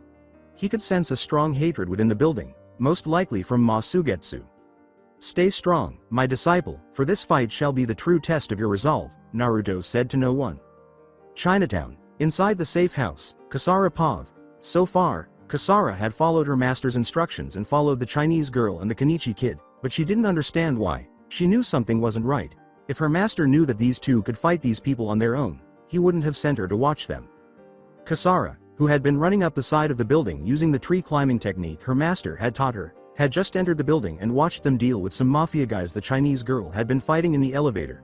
She then slipped in through an open window in a room near the elevator and swiftly used Henge no Jutsu to change into a housefly. "I doubt I'll ever get used to this. How Shisho does it for several hours on end I'll never know," she said, feeling strange from the blood rushing to her head as she flew through a cracked door and attached herself to the hallway ceiling before changing back and watching her charges from above. She wanted to beat Shirahama senselessly because she saw him acting like such a tool and chauvinist pig from her perch, but she controlled herself as she had been taught to do because she wasn't going to fail at the task she was given because she didn't like who she was protecting. She silenced her thoughts and concentrated on her mission. Kasara saw the girl named Renka turn to Kenichi and give him a gloomy expression. Renka and Kenichi's point of view: Uncle Sugetsu is bringing shame to the Ma family by dealing with the mafia, and I can't let him get away with it, moreover, I'm stopping it. Kenichi, who was standing between her and the defeated mafia goons, turned and started to follow the Chinese girl as she started to leave. "Wait, I'm coming with you." The girl stopped as she and Kasara both felt something coming. Renka turned to Kenichi and tackled him outway just in time as the wall beside them exploded outwards. Kenichi turned to Renka as they both looked up. "What was that?" Kenichi inquired, and Renka turned to face the opening into the adjacent room. That was Uncle Ma Sugetsu. As Kenichi and Renka's eyes peered into the smoke in fear of what lay ahead, the sound of a stomping footstep filled the hall. A strong voice then broke through the shroud, revealing the silhouette of a large man who was visible through the screen of rock and dust. "I thought this one was supposed to be strong, what a disappointment." Renka took one look at her uncle and kicked forward as the smoke cleared, revealing the imposing figure of Ma Sugetsu. "Ma Sugetsu, you've finished embarrassing our family." But Sugetsu only caught her foot in the middle of her kick, slammed her against the wall, and pinned her there. "Interesting. That kick, I'd recognize from anywhere, but I don't recognize you." Kenichi reached for Sugetsu with an outstretched arm. "Hold on. She is the daughter of Kensai Ma, so don't harm her, you have a niece named her." Sugetsu looked apathetically at the young disciple. "I suppose I should have guessed that. But no matter who her father is, she attacked me as a martial artist, and besides, I said goodbye to my family a long time ago." Then, using one of his secret palm techniques, Sugetsu started to crush his niece when all of a sudden, a voice came from the hallway. "They won't mind if I kick your ass, I suppose." A cloud of dust filled the room, hiding the unknown attacker from Sugetsu, who narrowed his eyes as he waited for the smoke to clear.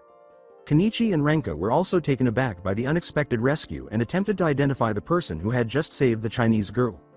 Then, Sugetsu felt something coming and had to let go of Renka in order to avoid a red blur that struck where he had been standing moments before with enough force to tear up the concrete floor. Before Kasara appeared, a small silhouette emerged through the dust. She was wearing a white mask, so Kenichi could not see her face clearly, but he blushed almost instantly when he realized that she was even more stunning than Mu-san. Renka, who was better at seeing her savior than Kenichi, wondered where the girl in the cat mask had come from and why she had not noticed her earlier. In a similar vein, Sugetsu questioned in a rough voice, "Who are you?" Before she bounded forward with remarkable speed and kicked him, which Sugetsu's forearm easily blocked, the redhead looked up at him with steely green eyes, one of the few things visible beneath her hood, which had a feline likeness. "Your enemy." The master's eyes narrowed and he executed a variation of the standard Kenpo opening stance that indicated his intention to annihilate his opponent. Sugetsu glared, then pushed her back where she landed gracefully before taking a stance. Then, with a sudden surge of speed, both fighters charged forward. One of the mafia gang members fled as the battle began and went downstairs because no one was looking. Kasara's perspective. Kasara knew two things about her opponent as soon as the fight started. First, he was a vicious and merciless killer. Second, he was more experienced and skilled than she was, meaning she was up against a master martial artist and would need to give it her all to survive. "Even so, I must keep him away from the others because he will kill them if I do, and I will never fail my master by allowing that to happen to them." As both opponents jumped into the battle, Kasara became more determined. Typical point of view.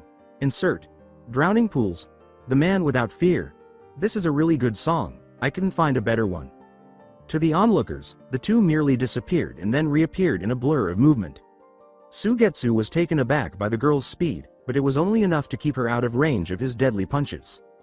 Her expression, which showed that she knew she was outmatched but was still willing to fight him, gave him the impression that she had a lot of courage, but that courage wouldn't keep her safe from him. He placed his foot next to his opponent's foot and sidestepped her as she kicked him in the head, nearly hitting him and shaving a few hairs off the side of his head. He then launched an elbow attack to his opponent's back vitals, which would either kill her by breaking her spinal cord or cripple her. Sugetsu was taken aback when, rather than striking his opponent's exposed back, his elbow went straight through her body, causing him and their audience to be momentarily stunned. She then reappeared behind him in midair to deliver a roundhouse kick, which he blocked with his forearm but again encountered no resistance as her kick went through his arm and she disappeared. When Sugetsu heard her voice behind him, his eyes widened. Konoha Daisenpu. When Sugetsu turned, he was caught with a focused spinning back kick to his chest, so fast that no one in the room could follow her movement except Sugetsu. The real Kasara used the Kawarimi no Jutsu to evade Sugetsu's attack, then replaced herself with a clone using Bunshin no Jutsu to catch him off guard. The blow smashed her enemy with surprising strength into a wall at the end of the hall. She's stronger than she looks. She isn't at the level of master, so she's most likely someone's disciple. To even be able to land a hit on me is worthy of praise. Whoever trained this one did well. Too bad she chose to fight me. Such waste of potential. The Chinese master, who had recovered quickly from the unexpected attack, bounced off the structure from the force but landed with both feet, scowling as he spat a glob of blood off to the side. You've drawn first blood, which is impressive. However, that tactic won't work twice. Kasara braced herself for battle, but was taken by surprise when Sugetsu abruptly disappeared from view at 3 times the speed he had been moving before.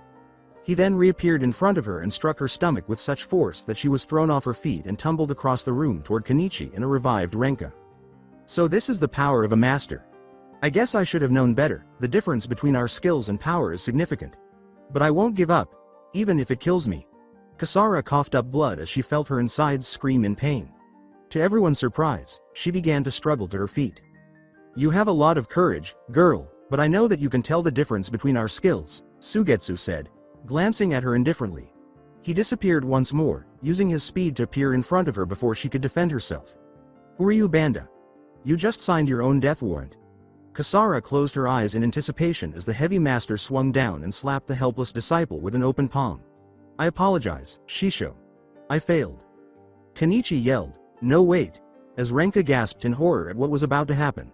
The massive master disregarded his entreaty. Insert. Treachery soundtrack from Bleach Ost 3 here. When Sugetsu's palm was about to strike Kasara, the dust in the room kicked up again, obscuring the scene, and Kenichi and Renka saw a flash of red before something smashed through one of the windows next to the two fighters. He was taller than Sugetsu, standing at about 200 centimeters, and he was wearing a red, hooded cloak with black flames around the edges, similar to Kasara's. When the dust settled, Kenichi and Renka saw Sugetsu's palm to the ground with a bewildered expression on his face. Then they noticed something behind him, and a cloaked figure standing with his back to Sugetsu, who turned to see who had interrupted his battle, and the girl who had been safely held bridal style in the man's arms. The girl in question was startled to see herself in her master's arms when she looked up. Shisho? She started to ask him a question, but Naruto stopped her with a quick squeeze on the back of her neck, causing her to slump and drop her hood, exposing Kasara's face. Sugetsu narrowed his eyes, and Renka and Kenichi were shocked by the man's behavior.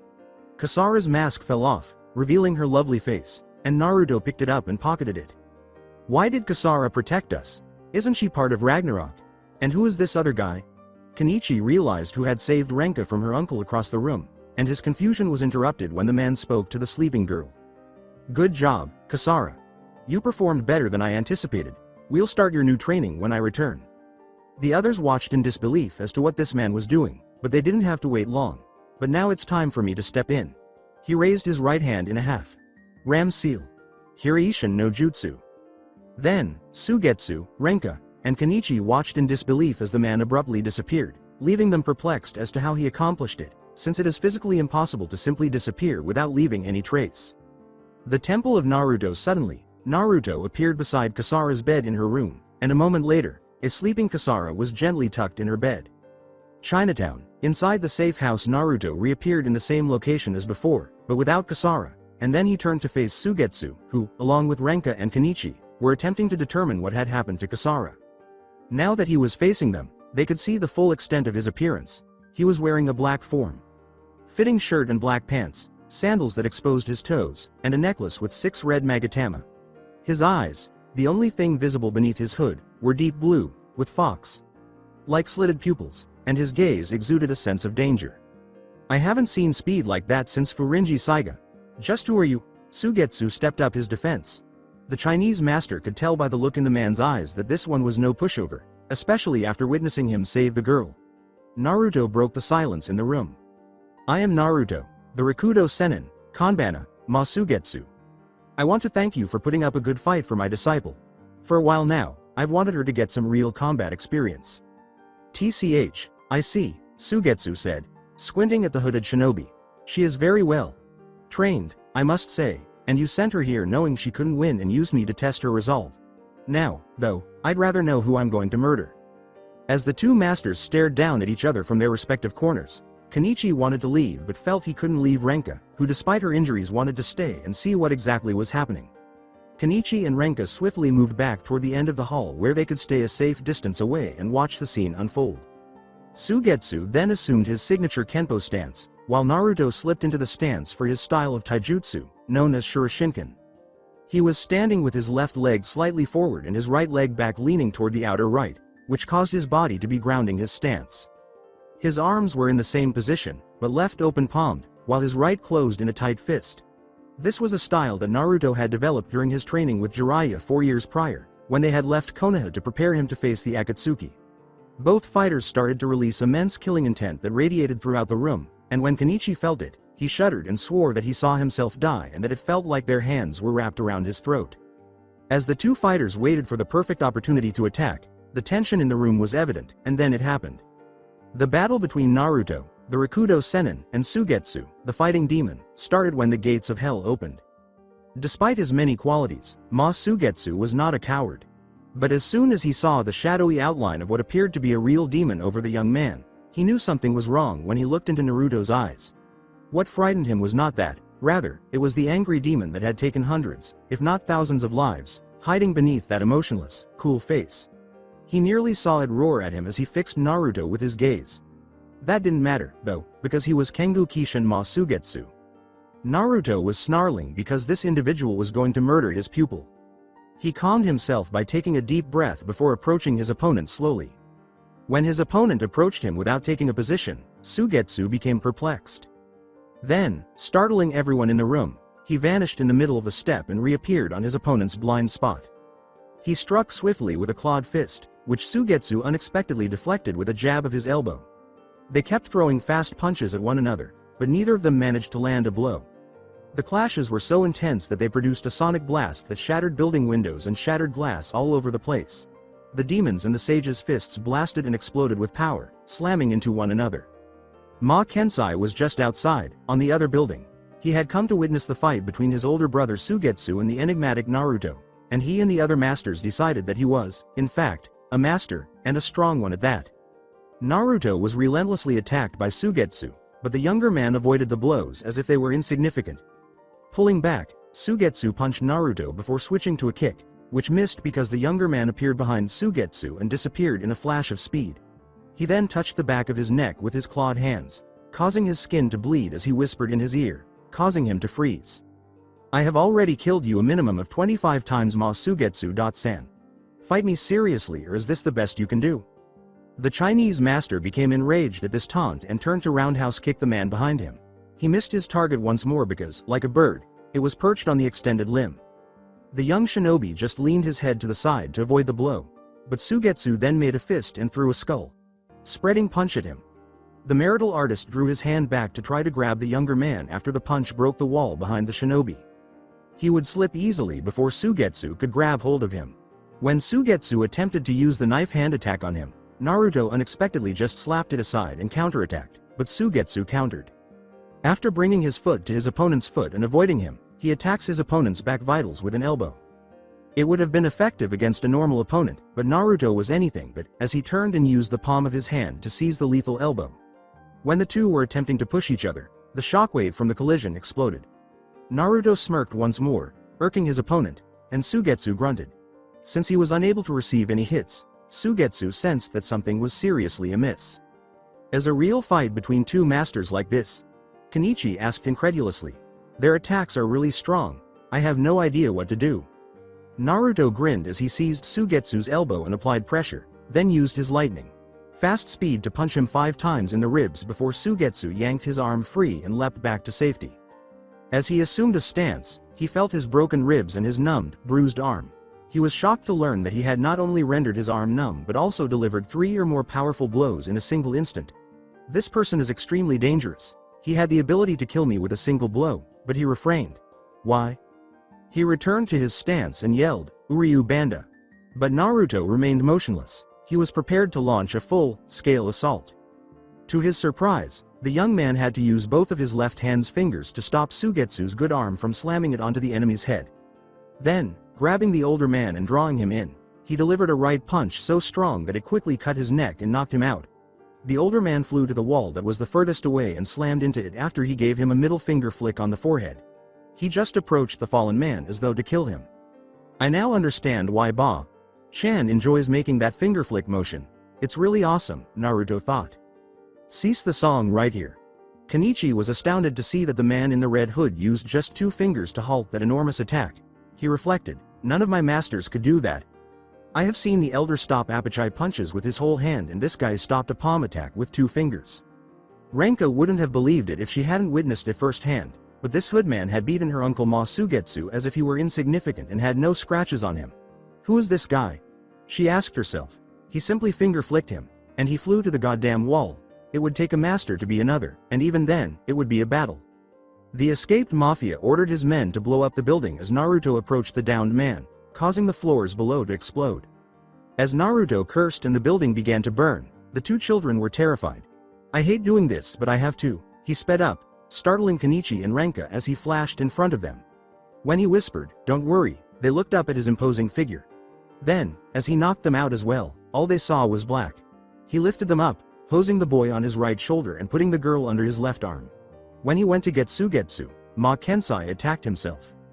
Ma Kensai was incensed because he witnessed the enigmatic man knocking his older brother as if he were nothing while holding his disciple and daughter as hostages. He didn't know what he was facing or what kind of martial arts this Naruto character practiced. However, he was aware that he was faster than anything he had ever seen, and stronger than the elder, perhaps.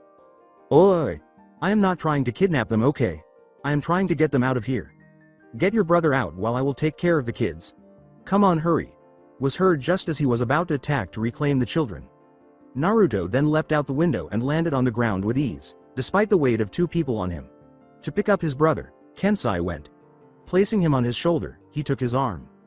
Now is there any chance of us being the same as before, Aniki? Kensai asked, signing. He searched for an exit but couldn't find one, so he imitated Naruto and leapt out the window. He was getting ready to use a Suiden jutsu to extinguish the fire when he failed to notice a shadow in the flame. It was Naruto, or more accurately, his clone. Yokohama Chinatown's Imperial Wrath restaurant Ma Kensai waited to find out how his brother was doing. He was in a back room with Uncle Hakuba. With his 2 followers, the aforementioned individual left the back room and grinned at Kensai as he shared the good news. He invited Kensai to take a seat in one of the vacant chairs, and as they both sat, Kensai's uncle. Kensai, luckily your brother injuries were far from fatal but it will take time for them to heal as injuries he received were meant to put him out of service for a while. As for the children, they are just fine. But who did this to them? As far as I know you would be the only one to defeat your brother, Kensai. Kensai signed with his hat lowered to hide his eyes. Uncle, you will not believe me as I don't believe it myself either. However, the rumors you heard were not rumors after all, as I have met the young fella to blame for it. He calls himself Uzumaki Naruto, the Rakudo Sennin, and he is stronger than I have ever thought possible. He appeared to me as a ghost and even left like one. He even has a disciple that was clearly stronger and a higher level than Ken-chan or even Miu-chan. He sent her to fight Aniki even though he knew she had no fighting chance, and she, I might add, knew it but had not only the resolve but also the courage and will to fight against impossible odds. I must say he has one of the most determined and loyal disciple I have ever seen, and he trained and molded her skillfully. The Sage of Six Paths. Interesting name, no? Hakuba said. The older man was taken aback because he was aware of the invincible Superman's strength and found it concerning that someone could be stronger than him.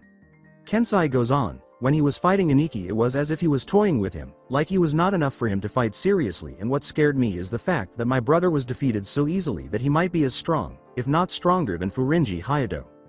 What's more is that he fought without any killing intent and knocked Aniki out instead of killing him. So I thought he might be one of us, a Katsujinkan user maybe? Hakuba answered, maybe, maybe not, as he is an unknown, Kensai. Bowing, he says, I better take my disciple back home. Sorry about my daughter and thank you for everything. He then picks up his student and carries him on his shoulder before heading out. Looks like something that will shake the world will happen, Hakuba remarked to himself in an odd way. After a week, unknown place 10 shadows were present in a pitch black room. 9 of them were visible, and the 10th was hidden by a veil. I have lately begun hearing rumors of a new master, a very powerful master, said one of the shadows as he began to speak. As to who or what this master is, the group began to whisper among themselves. Then the same unbroken shadow spoke, we don't know for certain but it is rumored that this master uses a never-heard-before fighting style and is quite strong as he had wiped the floor with 2 master-class fighters. The first was Retsuman K from the Black Tiger White Dragon Alliance, also known as the Human Calamity. He died in a strange state as he did have a single scratch or fatal wound on him. He died looking like the Shinigami took his soul out of his body or something is what the rumors say. But 2 weeks ago, this master had beaten Kengu Kishin Ma Sugetsu easily like he was play with a child, but he did not kill him like Retsuman, though he was content with just humiliating him and knocking him out. Talk about who the new and, based on rumors, strong fighter was rife in the dimly lit room. As he began to say, whomever he is we must first know as if he is a Katsujinkan or a Satsujinkan. Moreover, if he is a Satsujinkan user then, we invites him to join us as he would be too strong to just leave alone. He might even join our enemy the Ryozanpaka. They all agreed with their leader, who had just made a very insightful line of thought. They all nodded, but some had different thoughts running through their minds when he said, therefore no fight him unless they have to escape or survive. Am I clear? In addition, Ryozanpaka, the new master-class fighter Uzumaki Naruto, the Rakudo Sennin, was the topic of the master's meeting. They were all unaware of his abilities other than the fact that he is extremely strong, faster than the elder, and stronger overall. Additionally, he defeated Ma Sugetsu without using any kind of fighting tactics. Because Uzumaki Naruto was faster, stronger, and more powerful than Sugetsu, he had defeated him. He used neither do nor say, and his fighting style was too neutral to comment on. It is extremely uncommon, if not impossible, to witness such a style. Kensai, what do you think of young man, Uzumaki Naruto? Asked the elder. Kensai replied, Elder, I don't know what to think anymore. If I have not seen him destroying brother I would not have believed at all. The way he did is what scares me, is only his eyes showed death and misery. It makes even me and even my brother shiver at the thought. What, Kensai, did he scare you that much? Smirked Sakari. You will know when you see him yourself, my friend, Kensai asked, glancing at him. With a startled expression, Sakari retorted, you can't be serious, you mean he's that strong? When Akisame finally said, so he is powerful and he knows about us but we don't know anything about him. The immature Apachai uttered, Appa, so he is a person I can fight a papa. Attractive young woman Kasaka Shigur said, Apachai might be even more powerful than the elder, so if you fight him, you will die. Also my brother vanished 2 days after his defeat by the sage and is gone now, replied Kensai. Ho, I would like to meet him myself and maybe I would feel young again. Oh, to fight all out without a care in the world, such is the beauty of youth, laughed the elderly man. As Kenichi lay on this bed, he reflected on the incredibly powerful master who had saved both him and Ma Renka. He discovered that he was the rumored master, stronger and more powerful than his predecessors. Let me ask Mu.San what kind of martial arts he uses, he thought. He rose and made his way to his door. Then he searched for Mu and discovered her doing her usual laundry. She smiled and said, Hi Kenichi.San. Is there something you help with? When he called her. Oh no, not really, but I would like to ask you about something. You know about the different styles of martial arts, right? Replied the man. She became interested in what was bothering him and asked, Yes, not as much Gigi though, what is the matter Kenichi.San? Well Mu.San, I went with Ma Sifu and remember what Ma Hakuba.San said about that master who defeated the Chinese mafia. We met him, Renka.San and me last week and he was very strong, as out of this world strong and fast too. I saw him save his disciple in a less than a second. He was there 1 second and the next he vanished with his disciple and came back a second later without her. She looked a little irritated as she said, her, Kenichi-san, so the disciple was girl? Oh, she is, and you will not believe who she is or how strong she was. She took Ma Sugetsu on and she actually made him bleed before he almost killed her and her master saved her. Her cat. Like curiosity overcame her, and she asked, do I know her, Kenichi-san? It was 8th Fist Nanjo Kasara-san, the redhead you fought and defeated. She was very strong, much stronger and faster than that time you girls fought. She became such a beauty too. She said, oh I see, I will see you at the dojo for training, Kenichi-san, in a voice that would freeze anyone in a phony smile. However, how did I become so strong that I can still cause a master to bleed? She thought to herself, I have to be really careful when I fight her again. It seemed to Kenichi that he had just killed himself and sent himself to an early grave. His head dropped in despair, and he simply gulped. What is the matter with Mu-san? Why is he so furious now? After a month, Naruto's temple. It seems like a lot of people are talking about Naruto today, and just when he thought they were done, he sneezed even harder because he could feel the forbidden word, youth, being used, being put to use. Since his disciple was now very valuable to him, he was relieved that nothing serious happened to her. When he was a green little genin, she reminded him a lot of his younger self. He knew she would be a great kunoichi, so he would begin teaching her some elemental ninjutsu first, along with what element she is, and then some basic Iryo ninjutsu using Chan's strength technique. He considered publishing Arrow Senin's perverted works because he would profit greatly from them. Later on, I might even write my own titles. He coughed, meaning to train his disciple, and began to laugh evilly while cleaning his nose and thinking of new ways to torture. Somewhere else, the disciple was soaking in the onsen while he was laughing. Her tense muscle was relieved by the warm water. She thought, perhaps Shisho is trying to make some new crazy shit kind way for me to train, as she suddenly felt a terrible chill down her spine. Why me, Kami-sama? Kasara was summoned to the dojo by Naruto. He said with an authoritative tone, Nanjo Kasara, as you have chosen the path of the shinobi, you must forget all other attachments and grudges you may have, as they will not help you. Therefore you must cut your relationship with that Ragnarok gang. Hi, Shisho. I will do it. I was about to ask you about the same thing and if I could go see my parents as well, said Kasara.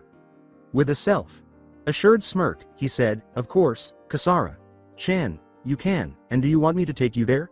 I am faster than anything you know. Oh thank you, Shisho.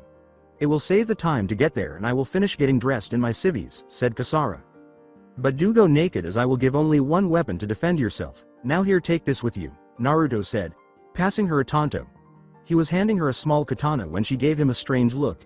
In response to her unasked question, he said, I have already trained you to use it, but you lack the experience from fighting other people, so use it and train hard, my cute disciple. Hi Shisho. Thank you very much, Kasara said, still dressed in her old attire. All of my clothes no longer fit, she thought as she considered her wardrobe. Although I'm glad I have these, I must get some new treads today.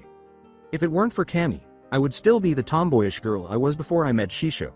However, how will I obtain the funds for them? Kasara-chan, if you want to go get some new civilian clothes, I won't mind and I will give you as much money as you need, so don't worry. So wear the usual and use a henge until you get them, like he was able to read her thoughts. How on earth does he accomplish that?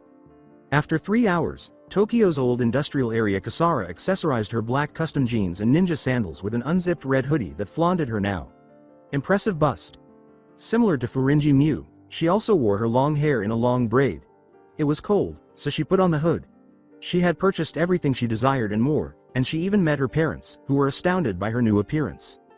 Her only remaining task is to depart Ragnarok, which will force her to battle one or more of the three of cards, i.e. Freya, Berserker, and Odin.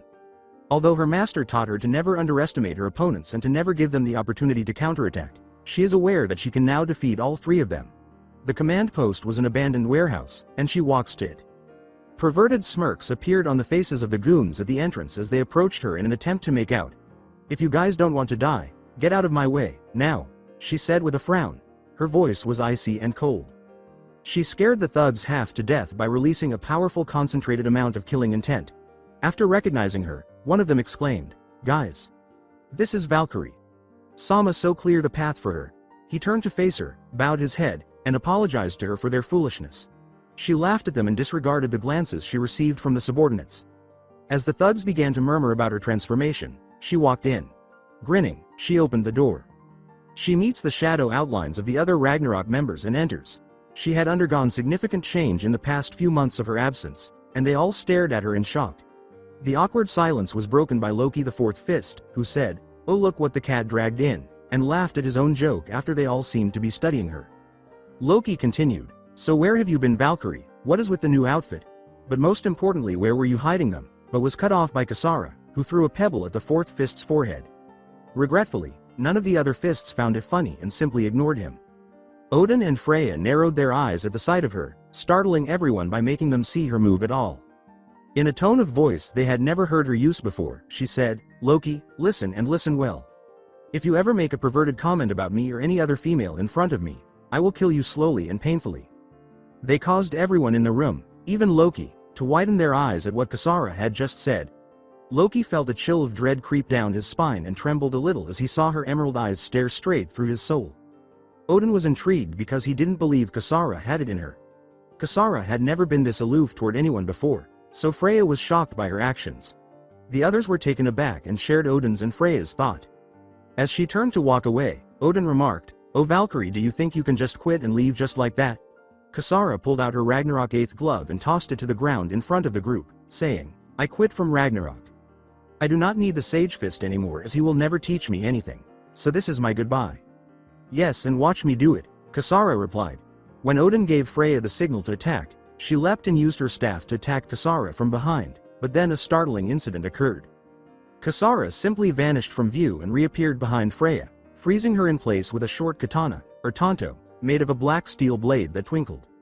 The group was taken aback by Kasara's ability to get behind Freya and put her in danger. Kasara grabs Freya and forces her to sit on a nearby container after paralyzing her with a finger strike to a pressure point on the back of her head. She sheaths the blade without revealing its location, saying, "Don't worry, it will wear off by the same time I leave. I will leave whether you like it or not, if not," she said, turning to face the group. She then began making strange hand gestures, but they were so quick that nobody could see them. Horse, snake, ram, monkey, boar, horse, tiger, Kasara thought as she whispered, "Kaden. Gokakyu no Jutsu." Her chest swelled as she drew in air and chakra from her mouth and exhaled it right away. She controlled the flames by bringing her right hand to her mouth, then blew a stream of fire that burst into a huge sphere of flames that burned the glove and the floor. She extinguishes the flame. The fists of Ragnarok were gaping at what they saw, and the glove was reduced to ash. They had never seen anything like this before, so they were all afraid. Then they turned to face the girl who had caused it, and she gave them the same icy, if not colder, look as before, choking them all until they were weak at the knees with a great deal of murderous intent.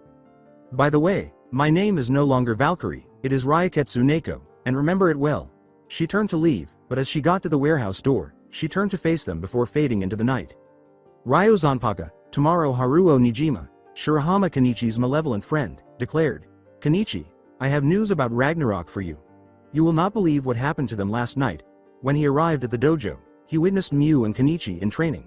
He continued, "Kenichi, you not believe what happened yesterday night." "Okay. Nijima, am all ears, so what's so important that you come here earlier than usual?" replied Kenichi.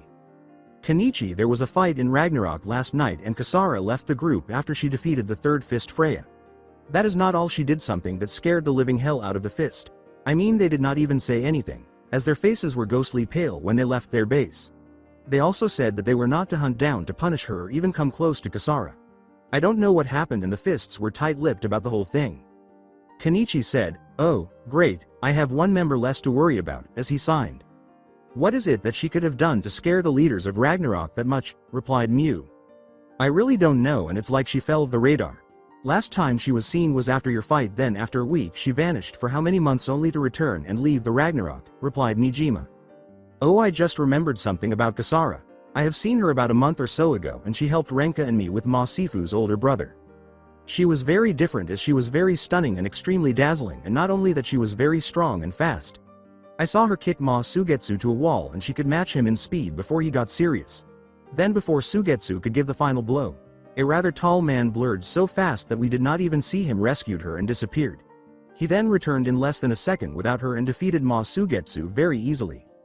Miu pouted angrily after becoming a little irritated by Kenichi's description of Kasara. "But not as beautiful as Miu-san though," Kenichi remarked after noticing, causing her to smile and him to sign. Oh, I see now. I have to add her to my plan as a wildcard as she is no longer part of Ragnarok, Nijima said, putting everything he had heard on his PDA. But do you know who the man who saved her was or what his name was? Kirito, or Rapoto, said Kenichi. Nijima yelled as he spoke, did you just say Rakuto? Oh shit, do you know who that guy is? They say he is a very powerful and mysterious person. Everyone has heard of him, and what is the problem is that he destroyed most of the gangs in Tokyo. The whole crime underworld is afraid of him and will not do anything against him, as he would just destroy them. I mean, he did it in only 24 hours and finished off the Yakuza of this area some time ago. He is a very dangerous and powerful person. They even say that he might be the most powerful man alive. But what would he want for Kasara? Nijima, if she was wearing the same clothes as the Rakuto character, this means he is her sensei, Mew responded. Nijima and Kenichi shivered as they considered it. Ninshu Temple in Naruto. For a month and a half Naruto had begun Kasara's rigorous physical training following the battle with kung fu martial artist Ma Sugetsu. Because she was a woman, she had to put in twice as much effort as her male counterpart. The weight of the prayer beads was roughly doubled by him. Additionally, he had to begin creating new weight seals for her clothing because her body adapted to them with ease. She began to control each finger and toe separately after he trained her entire body. Since her strength and chakra capacity were still genin level, he needs her to be in peak condition in order to increase them. He also got to the point where she had nearly flawless chakra control, though it was still not as good as he had hoped. As he trained her in taijutsu, he had her use her chakra to stick different numbers of leaves on her body because she lost control of it as her chakra capacity increased. She thus began her other training with a respectable level of chakra control. They began training to run silently and quickly. He also showed her how to blend in with the crowds without anyone noticing. Since she would need to know how to hide when her chakra was low, he taught her the Henso Jutsu. Since they would kill her, he hasn't yet shown her the Kage Bunshin or any other advanced jutsu. He had, however, taught her a few low-level genjutsu techniques, such as Magen, Kokoni Arazu no Jutsu, Kasumi Jusha no Jutsu, and Magen, Narakumi no Jutsu. Additionally, he taught her Kaden, Hosenka no Jutsu, a low-ranking ninjutsu. He even taught her Kenjutsu and made her a black steel ninjutsu with a red tsuba, but she was obviously struggling with it in contrast to taijutsu. Since a shinobi must be able to act quickly and react to any threat during a mission, he then began training all of her senses. Because he had begun her training without her eyes, she was better able to hear and sense things. She put her in a dimly lit room and began wildly hurling dull-edged shuriken and kunai at her. As she trained, she started to receive fewer and fewer blows until she could feel them flying through the air, deflecting them and even throwing back at her master. She picked things up quickly, and her performance impressed her master, who was proud of her. As he laughed at her misfortune, he accelerated the train's speed and intensity, causing Kasara to sob in agony and rage. He continued, "Oh Kasara. Chan, you did well, but you will have to do better and calm yourself. Now as you have passed level 1, we will begin the next level." In her mind, Kasara was yelling, "Oh no, Ryozanpaka." After defeating Siegfried with the fifth fist, Kenichi employed a new move he called Muboshi, which translates to no beat. A few weeks later, he battled Hermit the sixth fist as his younger sister Hinoka, who had been abducted by Ragnarok. However, the person who had abducted her, Loki, attempted to destroy Kenichi by using Hermit's Kensai. Sama names. Loki was only stopped by Odin's appearance and Kenichi's beating. Then he battled Hermit once more and won. Kenichi's thoughts now turned to Odin, the first fist, and his power. He watched Mizunuma-san's finishing move while he was practicing his own. He asked all of his masters for advice while training with them, but they all gave him moves that would kill anyone. He left it to ruminate on the dojo floor, wondering who he was kidding. A familiar female voice insulted him as he was discussing his finishing move with the elder, so he stood up to find out what it was. He watched as someone leapt and hit the outside wall. First, he saw a pair of purple shoes that led to a pair of strong, attractive, feminine legs, which were then covered by a red Chinese dress with floral designs. "You're Marenka.san. What are you doing here?" he asked, looking. In response, the stunning young lady said, "I am here to take Papa back." As he prepared to leave for his rebellious daughter, the aforementioned father was packing his bags and closing his clinic. "Where do you think you're going, Papa?" she said as she saw him. Holding pack with him, Kenichi's master, Ma Kensai, froze in his spot. "Pardon me, Renka, but your father does not want to return to China yet," he said, turning to face his daughter. "I will tell Mama about this place," Renka said with a commanding tone. The father became frightened and rushed to his knees, pleading with her not to tell her mother. Please Renka anything but that. After a few weeks, because Kasara was making him proud every day with her training, Naruto was overjoyed that he had chosen her. When Sasuke left to go to Orochimaru, she was a genin who was above his level. As a genin, she was prepared to begin missions. He had a C-ranked mission that was ideal for her. He had instructed her to gather her supplies and get ready. Her Shisho gave her special shinobi pouches, which she filled with everything she needed. It seemed strange to her that the pouch would never be heavier or even full, as if it were a bottomless pit, regardless of what she put inside. When she questioned her, Shisho said, "Oh good eye, you have noticed it quite easily." She blushed and was pleased because Shisho had grown to be a very significant person in her life. She agreed with him because he was aware of her needs and the diversity of ninshu. He went on to say, "It is one of the many properties and uses of Fuinjutsu that I have told you about. It is very advanced and you are not ready for it yet. Plus it will be much later as it is quite difficult and takes a lot of time to learn." She put her new ninjutsu on her back, finished taking her kunai and shuriken, and then walked to meet her master. She discovered him meditating on that same slab of stone on that spike a short while later. When she attempted to approach him while his eyes were closed, he frightened her by asking, "Kasara-chan, are you ready for your first mission? How does he keep doing that? I was hiding like he taught me, and he finding me without even opening his eyes," she exclaimed in shock.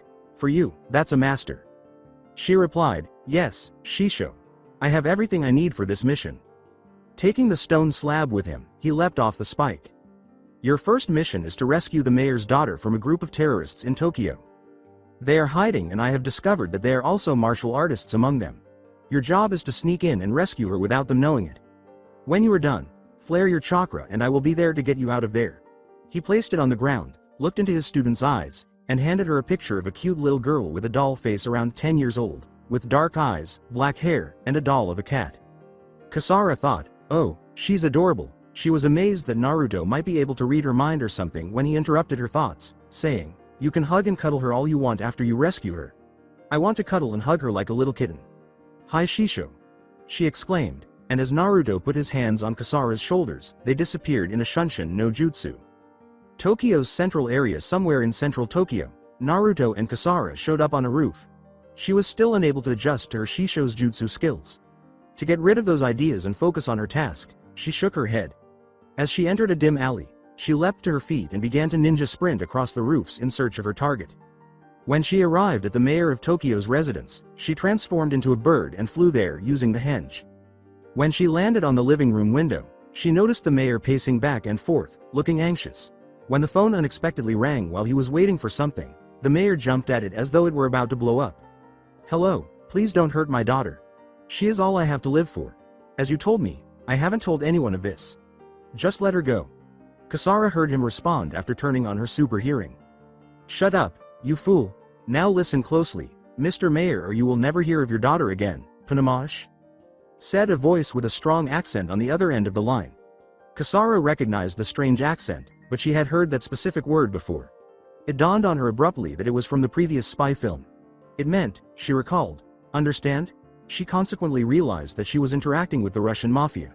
For the mayor's daughter, they were attempting to obtain ransom money. "Yes sir, I understand. I will do whatever, you just don't harm her," the frightened mayor said, nodding. The man on the other end of the call hung up, causing the mayor to drop to his knees and beg God to grant him a miracle. The voice said, "Meet us alone at the harbor in the warehouse number 23 in an hour with the money. Moreover, remember, no police or you will not like what you see." Paradoxically, he had just flown to the closest roof on the way to the harbor while his miracle was listening. The henge jutsu was dispelled by Kasara. "It's going to take me an hour to walk there," she thought. "What should I do now?" Then, recalling her master's counsel, she sat down and inhaled deeply to clear her head. Because she always had her weight seals on, she had never run at a high speed before. As a result, if she began to get accustomed to the first weight setting, the seals would become heavier, making movement more challenging. She was cautioned by her master not to remove the weight unless it was for a very important reason.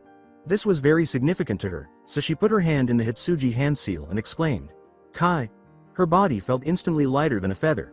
As she prepared for a full-fledged run, she tested her arms and legs and found that they were all feeling fantastic. She then started to crouch. Then, as she ran at full speed toward the harbor, she disappeared, leaving behind a cloud of dust. She blew past the residence of Ryozanpaka somewhere along the way, but only the masters saw her because she was running covertly. "Oh, look at that. I did not know there were children of that level before, Kensai," What do you think? Akisame then said softly. Ma Kensai responded, she was the same child that fought and made my brother bleed. She has become even faster than before. What kind of master are we dealing with here? Appa. She very fast, faster than Mew or Kenichi. Appa Papa, was another surprise expressed by Apachai. She was a kunoichi, and Shiger was also taken aback, saying, I have never seen a real one before. The other masters were taken aback when Shiger-chan said, I agree with Shiger-chan as I have never seen one myself. They knew that the wise elder, who was knowledgeable about many styles, had never seen shinobi or kunoichi in person. Sakari asked, aren't they assassins or murders, so why didn't I feel any killing intent from her as she passed us?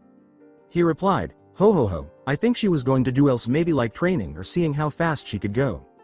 Since they did not understand what the masters were discussing, Mew, Kenichi, and the other students naturally had questions. However, Mew and Kenichi were thinking, but I hear them say a kunoichi? Harbor of Tokyo. It took our young kunoichi less than 20 minutes to reach the harbor. Her training with her shisho had paid off, and she was pleased and proud. She was silently lethal and ran like the wind without even being winded. She saw a group of people she knew on the way here. Among them were Yushijichi, Kenichi.boy, a Chinese girl, and 2 other boys she didn't know. The adults all exuded the same sense of strength as Masugetsu. They were all master class as a result, so I can't even criticize them. She thought, not that I want anyway, because I have bigger things to do than fight these kids. In any case, she was at the harbor's outer wall and searched the area for the warehouse marked with the number 23. She discovered it, but it was heavily guarded by men who appeared to be mafia Russians. They were dressed in black suits. Some carried knives and AK.47s, while others carried what appeared to be a foldable submachine gun, the PP.90. The shadows were longer because the sun was setting, which also made it simpler for her to enter covertly without employing any jutsu. She took note of each man's position while she was on a roof inside the harbor. She leapt from the roof, landed silently, and applied her training to blend in with the darkness. When she discovered that her path to the warehouse was blocked, she had to go through the back to get there from behind. She noticed that the door was guarded by a lone guard who appeared bored and was even dozing off. She used a trick from her shisho's book because she wanted to laugh. Using the henge no jutsu, she transformed into a stunning young blonde woman with a voluptuous figure, dressed in a business suit with an open chest. She walked with her valley visible to everyone, swaying her hips. The sentry was taken aback by this and was about to ask her why she was here when he noticed her clothing and forgot the question. Can you help me, big boy? I need someone to do me a favor. She purred at him in a sensual voice, and the guard blushed because he had never been successful with women before and she was beautiful. She took him by the hand behind a dumpster, and he nodded, not believing his voice. She chopped him in the neck and tied him up before he could say anything. She used the henge no jutsu once more and transformed into a duplicate of the man she had just knocked out, saying, that wasn't so bad, but I still feel dirty for it. As she made her way back to the door, she heard someone say, hey Boris, the boss is looking for you now. He asked you to go and guard the girl. Kasara was ecstatic when she entered the warehouse and was shown where the young girl was. Kasara said, yes boss. The boss nodded and departed with the other man, leaving Boris and the hostage. She nodded to the guard who was stationed there and the leader who said, Boris, I need you to stay here and guard the child as we wait for the mayor with the cash. Boris observed the young child strapped to a chair and wearing sticky tape over her mouth as a gag. Boris closed the gate door from the inside after taking a look around. He approached the child and said, Fubuki-chan, I will take you to your daddy. Okay. So don't be afraid. I am a friend.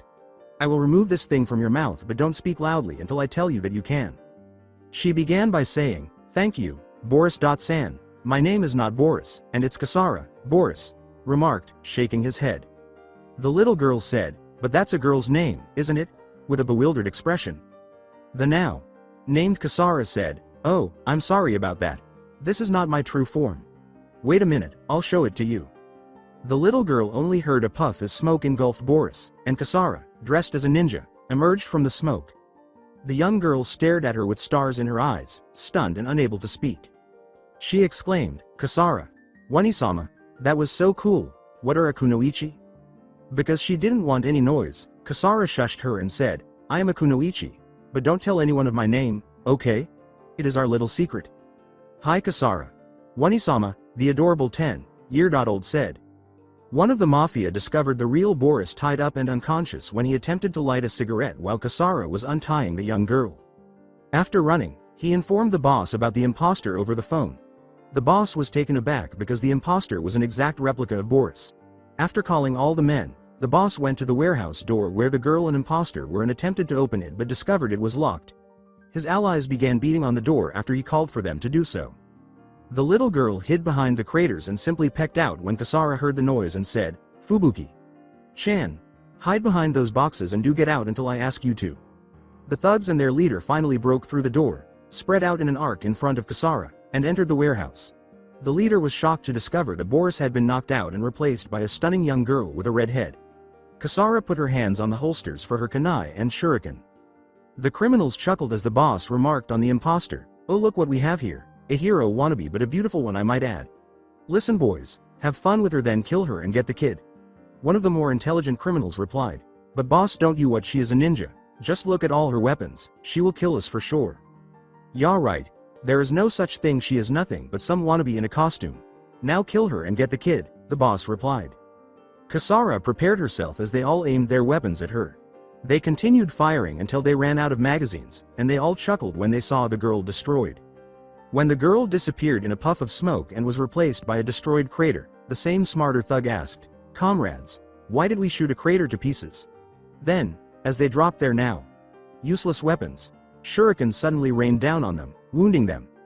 Their boss screamed at them, and they all looked scared as the girl they thought they had killed suddenly attacked and punched the smartass thug in the stomach. "You idiots, what are you waiting for? Kill her." Taking out their knives, they launched an assault on the girl. While waiting for the thugs to approach, the aforementioned girl grasped her ninjutsu in a ready stance. She was stabbed by the first thug to approach her. The word is tried because she immediately drew her blade, slashed his, and used the blunt side of her sword to knock him unconscious as soon as he was within range. With her left foot forward and her right back, she held the ninjutsu in her right hand parallel to her legs. She stopped only to sheath her sword after doing the same to the next 7 fools. The boss was terrified because he could not comprehend how a teenage girl could have so casually removed his men. With a tiny knife on his neck, she disappeared and reappeared behind him, asking, "Oh, so why did you kidnap the mayor's daughter?" With a phony air of confidence, the boss asked, "Why would I tell you bitch anything? In fact, she looked like a ghost, and he was about to fuck himself. She is a true ninja, the real thing." "Oh, I don't know, it might make me not torture you for it as it will her like a bitch," she grumbled. He said, all right, I will tell you. I was hired by some guy who works for the current mayor and want him out of his position and take his place. I don't know the guy, but he also said that if we help him now, he will let us start a branch of our organization here in Tokyo." Her tone was so cold that it sent shivers down his spine. She said, "Oh thanks, that's all I wanted to hear," and then punched the man in the head, knocking him unconscious. The kunoichi said in a kind voice, "It is okay now, Fubuki-chan. You can come out now." The young girl exclaimed, "Sugoi Kasara Oni. Sama, you were so cool." "Thank you, but that was nothing compared to what my master would have done it without even moving," Kasara sincerely replied. The young girl exclaimed, "Really, he must be very powerful then," with stars in her eyes. According to Kasara, "Yes he is, I mean I can't even touch him yet," she said glumly. "All right, I'll call my shisho so he can get us out of here. Please be on your best behavior," she said, grinning at the young girl. Kasara started focusing her chakra on the Hiraishin no Jutsu Shiki on the back of the young girl's neck after she nodded. Tokyo's business district Naruto had just sold his godfather's first book, and the publishing rights had brought him a very large sum of money. However, he still had ownership of the books, and they will print them the way he desires. "I'm glad I have genjutsu because it saved me a lot of stress and frustration." As he left the office, Naruto thought, "I think I will also write a romance book unlike Dear Old Arrow Seinen, and I am sure it will be a better hit than Icha Icha series." Naruto was prepared and awaiting his disciple's signal after having already conferred with the mayor of Tokyo. Flashback starts. The mayor was anxious because he didn't know how to get the money without anyone noticing. The man lived and worked hard to earn his current position because he was an honest man. He had nothing valuable, so he had no idea why he was being targeted. "You do not know this, but you have any enemy who would like you to resign and forcing you it by your daughter," a voice said to a stranger. "I think I am going crazy. First my daughter and now I hear voices. What next, a shadow come to life and eat me?" the mayor thought as he searched the area for the person who had said it. Once more, but from behind him, the voice said, I would be so skeptical if I were you. When the mayor turned around, he saw a man sitting on the visitor's chair with his arms crossed and his eyes shadowed. He was wearing black trousers and a red hooded coat. In a panic, the mayor yelled, "Who are you?" The individual responded, "A friend. I am here to help you get your daughter back. So can you sit down or you will grade a stroke." "What do you want?" the mayor asked after signing. Flashback closes. Although Naruto did take anything from him, he assured him that he was the right person to help if he ever needed it. Additionally, he asked him to destroy any reports he received about him. Additionally, he will rid the city of all criminals, drug lords, and other evils for his benefit. Naruto gave him Hireishin Kunai as a calling card after they struck a deal. He told him to throw it whenever he needed to, and he would come, but only for very important things. After agreeing, he walked out of the house. He was now awaiting his student's signal. The tingle of his father's method was familiar to him. With a smile, he vanished in a burst of red. Harbor of Tokyo. When a tall man wearing Kasara's coat suddenly materialized in front of the girls, Kasara exclaimed, "Fubiki Chan, this is my master and mentor, Uzumaki Naruto the Rakudo Sennin. It is a great honor and pleasure to you, Uzumaki Sama," the young girl said, bowing in respect to the sage. Naruto chuckled as he said, "To me as well, Yamamoto Fubuki Chan. By the way, this Sama thing makes me feel old, so just call me Naruto Oni Chan." The courteous young girl said, "Hi, Naruto Oni Sama," as Naruto kept laughing. "Kasara Chan, you have done such a great job in finding, saving the girl, and finally defeating the gangsters by using only one jutsu. I am happy and proud that you have gotten to this level and you are such a good student, and Kunoichi as well." He stopped laughing and turned to face Kasara. Kasara was red with pride, happiness, and embarrassment because she loved seeing her Shisho compliment her. Kasara nodded and put the younger girl on her shoulders while her master prepared the teleportation jutsu. He went on to say, "So now we have to get the young lady to her waiting father. Kasara, you carry Fubuki Chan while get us all back at her father's mansion." "Hireishin no jutsu," was yelled by Shisho as Kasara grabbed his left shoulder. Then, in a flash of red light, they all vanished. The manner of the mayor was staring at the kunai Naruto had given him when the three of them materialized in front of him. The sound of his daughter's voice calling him, "Papa," startled him out of his reverie. The man rose from his chair and hurried over to his child, who was crying and choking to death in his embrace. Kasara and Naruto felt sorry for the young girl and laughed at the circumstances. When their laughter made the mayor realize they were there, he dropped his child and bowed to Kasara and Naruto, his face lowered.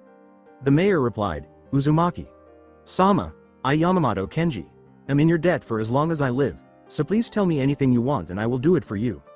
He was stopped by Naruto, who would not tolerate such behavior, saying, "Oh no, Kenji-san, I will not like my new friend to bow to me like a servant, so please there is no need for such formality. Now please get up and stop embarrassing yourself." Naruto turned to face Kasara, who bowed to the mayor and grasped her master's shoulder before they both disappeared in a crimson flash. "Now, as I have told you before, I have done this for the fact that you are an honest man and have been doing your best for the sake of the people of Tokyo. Therefore I will need nothing from you," Naruto concluded. "But I will ask you to call me whenever you're in serious trouble and I or one of my students will aid you." "Who are you, Uzumaki Naruto?" asked the mayor, who was embracing his daughter. "Why do you treat a worthless man like me with such kindness?" The Ninshu Temple of Naruto. About 6 months have passed since Nanjo Kasara started studying under Naruto. Except for Fuinjutsu and Kinjutsu, he taught her every form of Ninshu. As he taught Kasara how to control her center of gravity and use it against her opponents, Naruto sat reading his book. He had begun teaching her how to use chakra to improve her muscles and reflexes. Over time, the chakra progressively boosted her initial strength and reflexes. In order to further enhance her skills, he also taught her the Hyuga Juken and basic Inuzuka styles of taijutsu. After that, he assisted her in creating her own style, which he called Neiko no Sume, Ryu. She showed her how to use chakra to increase her reach. She demonstrated how to grow nails that are as sharp as steel. He showed her because she was a little dubious about the harder than steel part. Gathering his chakra in his right hand, he brought a large solid piece of stone and stood in front of it. She watched as his nails grew to a length of 1 or 2 inches and became sharp like claws before he moved his hand vertically across the stone. She smirked, thinking she was correct, and nothing happened. Then she noticed that the stone was being cut into 6 neat pieces, and the ground itself had 5 slashes that resembled claws. As her Shisho grinned at her, she swallowed, and she never questioned him again. The secret, He explained to her, was to make your chakra as sharp as possible by folding it on itself to make it sharper, then applying it to the body part, here, nails, or weapon you used, such as a sword, kunai, shuriken, etc. This method was used to boost power and range, but it has a disadvantage. The chakra blade's cutting power increases with thickness and decreases with length, meaning that the thinner it gets, the weaker it becomes. But that doesn't apply to him because he was born with the ability to control chakras flawlessly. In any case, he helped her learn the technique and integrate it into her Neko no Sume Ryu, making it much more powerful and lethal than before. Recently, Naruto had to be aware that the Ryozanpaku's martial artists had begun to look into him, so he was meditating while scanning the entire property. He had heard rumors that others, besides the Ryozanpaka masters, were searching for him. A shadow organization is also searching for him, according to what his informants tell him about Yami. Since Kasara needs to gain strength more quickly in order to defend herself against such dangers, he had to quicken his training. Even though she had completed her first mission, she was still doing very well.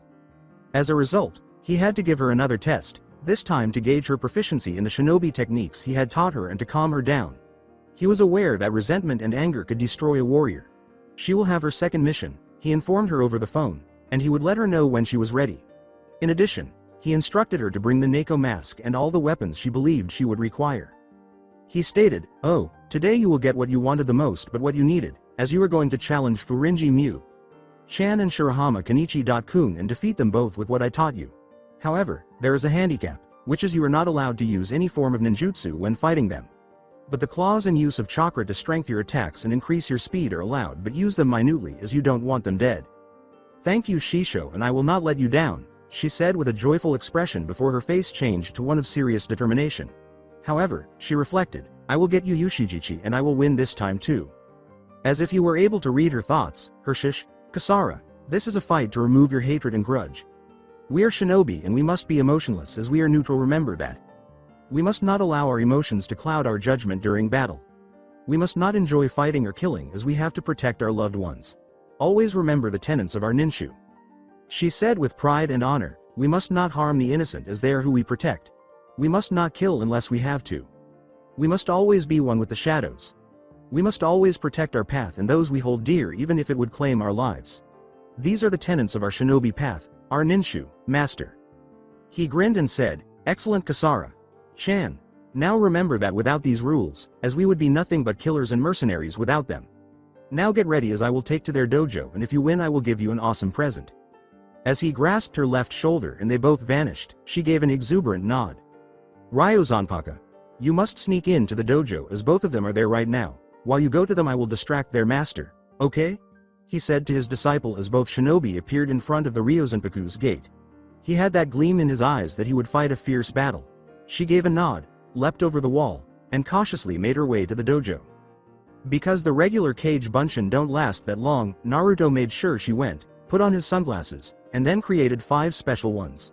In order for them to absorb attacks and transform into chakra for use, he gave each of them a seal array that strengthened their abilities. Since he would be fighting Kasaka Shigur.san directly, he gave them mental instructions to reach their targets. Kuro Arashi no Ken, his Nodashi sword, came to life. With the Suba behind his left shoulder, he laid it on his back. As he and all of his clones sped off to their respective master targets, he whispered to it, "Don't worry, Arashi.kun will have a tremendous fight, and just you wait." Insert Skillet's monster song here. Dojo Ryozanpaka with Mew and Kenichi. A red blur launched a kick that sent Kenichi and Mew flying against the dojo wall just as they were ready to begin training. Both were unable to defend themselves because they were unaware of anyone's presence, and the assailant simply disappeared. Mew was the first to get up and looked around, but she saw no one. "Kenichi.san, are you alright? Kenichi.san, please answer me," she said after making sure no one else was present.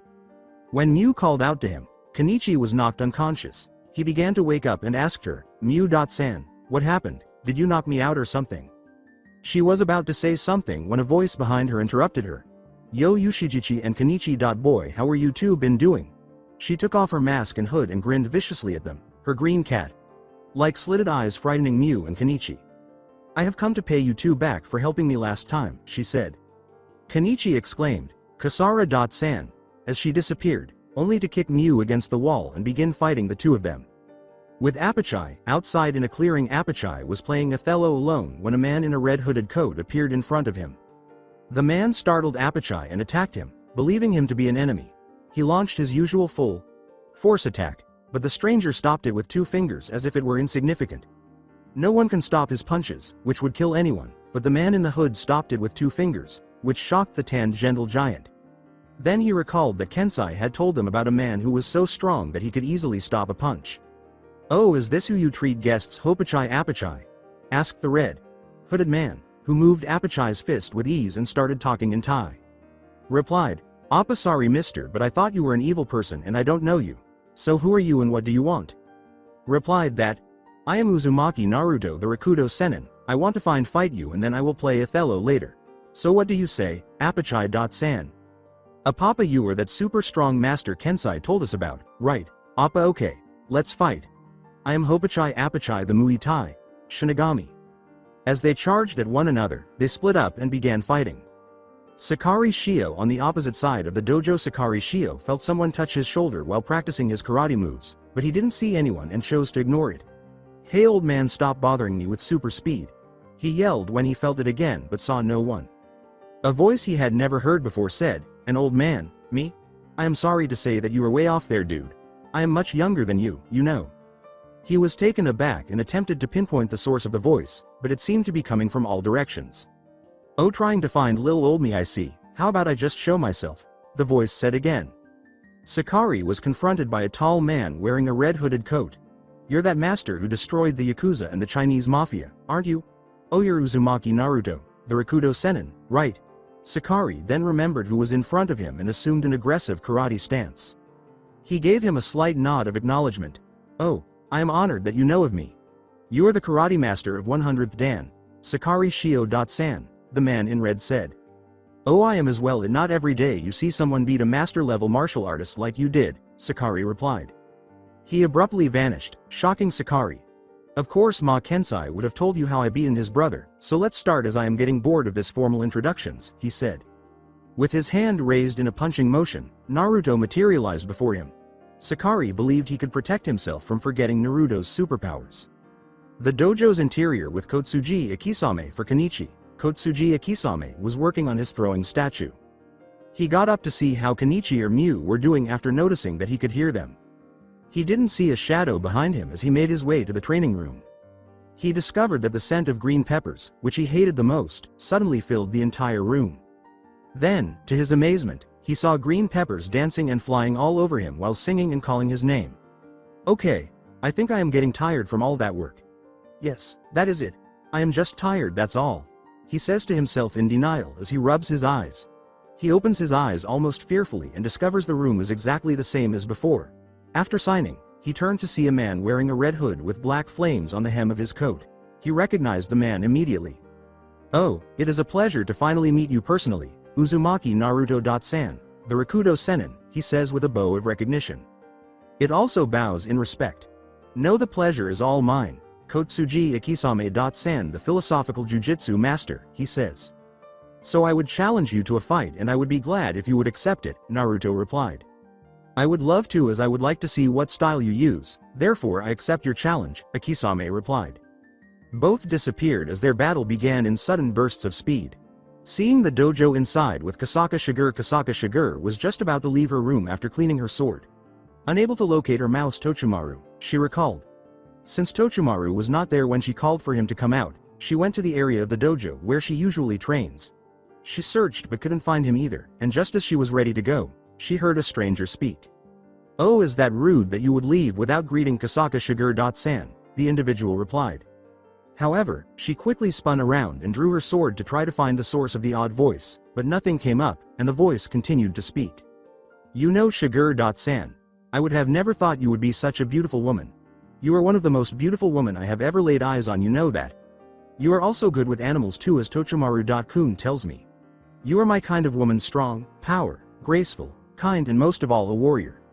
I would say you are the very image of Yamato Nadeshiko in my honest opinion, even if you are not good at cooking. I can teach you how to cook if you would like." Shiger was taken aback and turned crimson. Because she was intimidating to everyone around her, no one had ever praised her for being a woman. She had no idea who was speaking, but he recognized her and expressed his admiration for her as a woman. She was never complimented on her femininity or beauty. Men who seek her out are always warriors, and none of them saw her as a woman because she had no idea what it meant to be feminine and instead looked tomboyish. She also carried a long sword. What shocked her the most, though, was that he was also aware of Tochimaru, her pet mouse. A man wearing a red hooded coat covered his head, a black Nodashi sword on his back, and Tochimaru eating a piece of cheese on his right shoulder appeared in front of her. "I apologize, Shiger-chan. I have not introduced myself yet," she said. This surprised her since he showed up out of nowhere and she was unable to sense him at all. Furthermore, Tochimaru only ever interacted with her and those he regarded as his friends. But he continued to eat on this stranger's shoulder as though they had been friends for ages. "Hello there, my lady. I am Uzumaki Naruto, the Rakudo Sennin, and it is a pleasure to finally meet you. Kasaka Shiger, the prodigy of sword and mistress of all weaponry. I would challenge you to a duel, but there must be stakes involved. Therefore, I would like to suggest that if I win, you go out with me on a date, and if you win, I will do whatever you want. So do we have an agreement, Bukiheim?" Fascinated by this man in front of her, she nodded. He was very powerful but humble, and she found it attractive, which surprised her. Tochimaru was friendly with him, and she could feel his power just roll off him. In order to begin, he raised his left hand and said, "Tochimaru-kun, would you be a dear and leave as this battle might be too dangerous for you?" Tochimaru nodded and climbed on, and Naruto lowered him to the ground while waiting for the small mouse to depart. She prepared to begin by sheathing her sword. "So Shiger-chan, rules are simple. The first to cut either it be clothes or skin of the other wins. Okay. I will toss the coin. We start the second it hits the ground. Ready?" Naruto said, glancing at Shiger after Tochimaru had left. She put her hand over her Nodashi without a suba and nodded. "Would like to have this dance with me, lady of weapons?" Naruto asks with a cool smirk after tossing the coin. He then bows gentlemanly and covers his sword's black suba with his left hand. The duelist draws after the coin strikes the ground.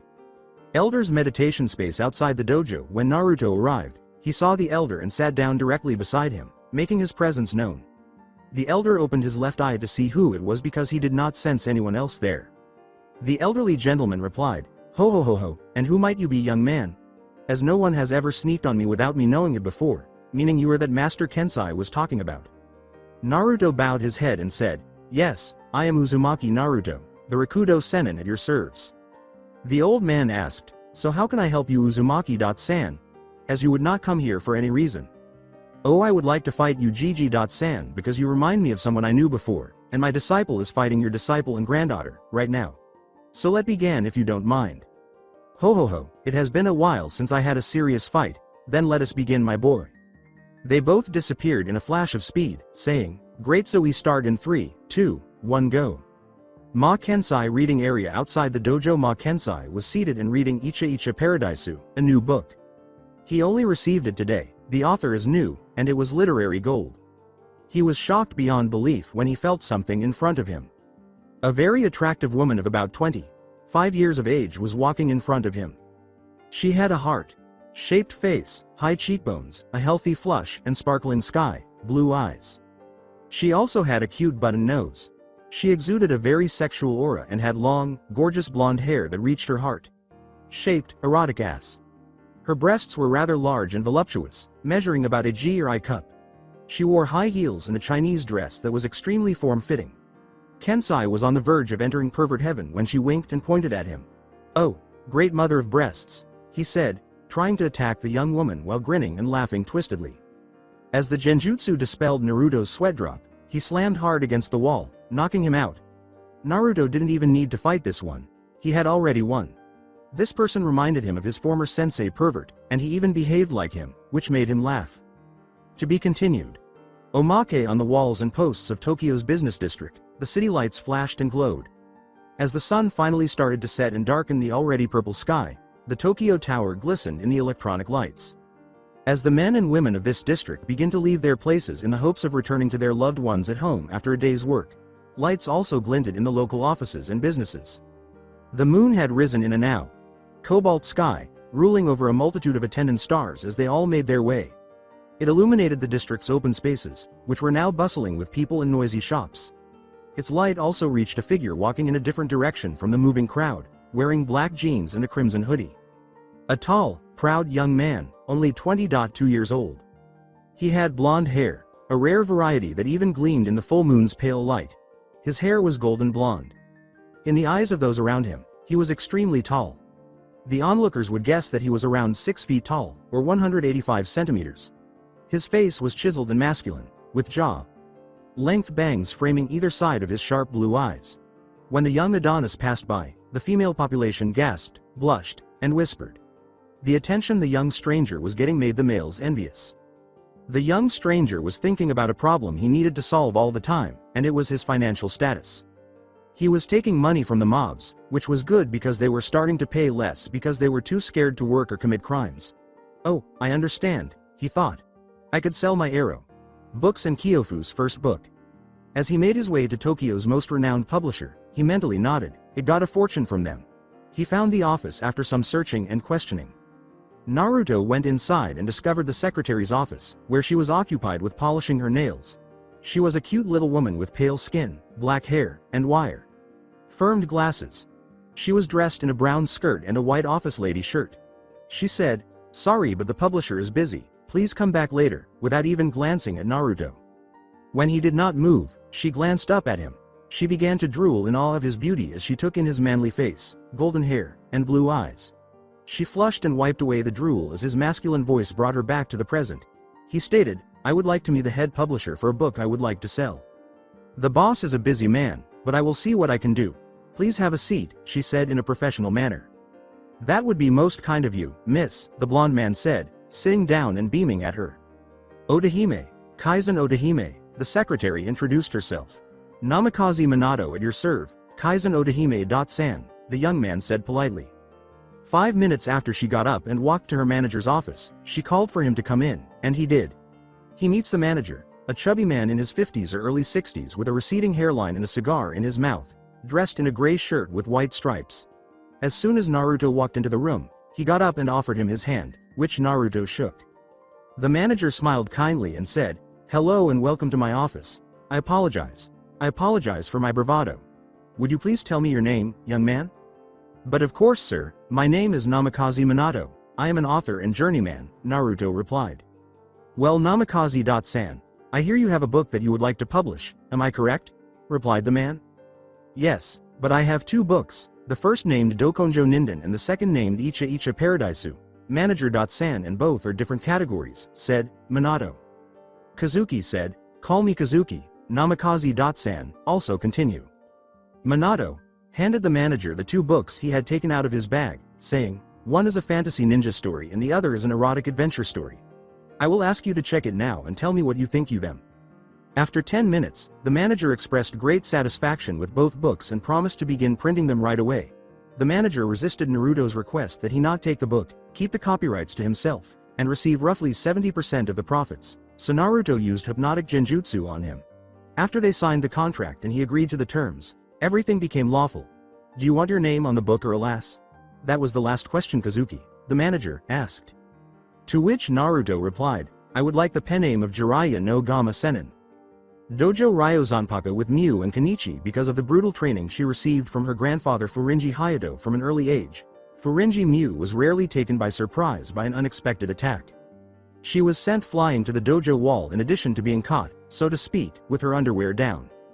She opened her eyes as she began to focus to see who had attacked her, but she was dazed from the kick and could not see anything. Kenichi called out for her, and she heard it.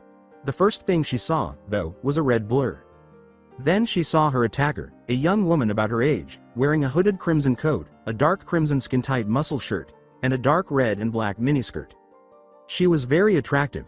She also wore a red Hite.8 that was carved with the Jubi symbol with 10 tails. She had a feline beauty and was very attractive, so she was a little envious.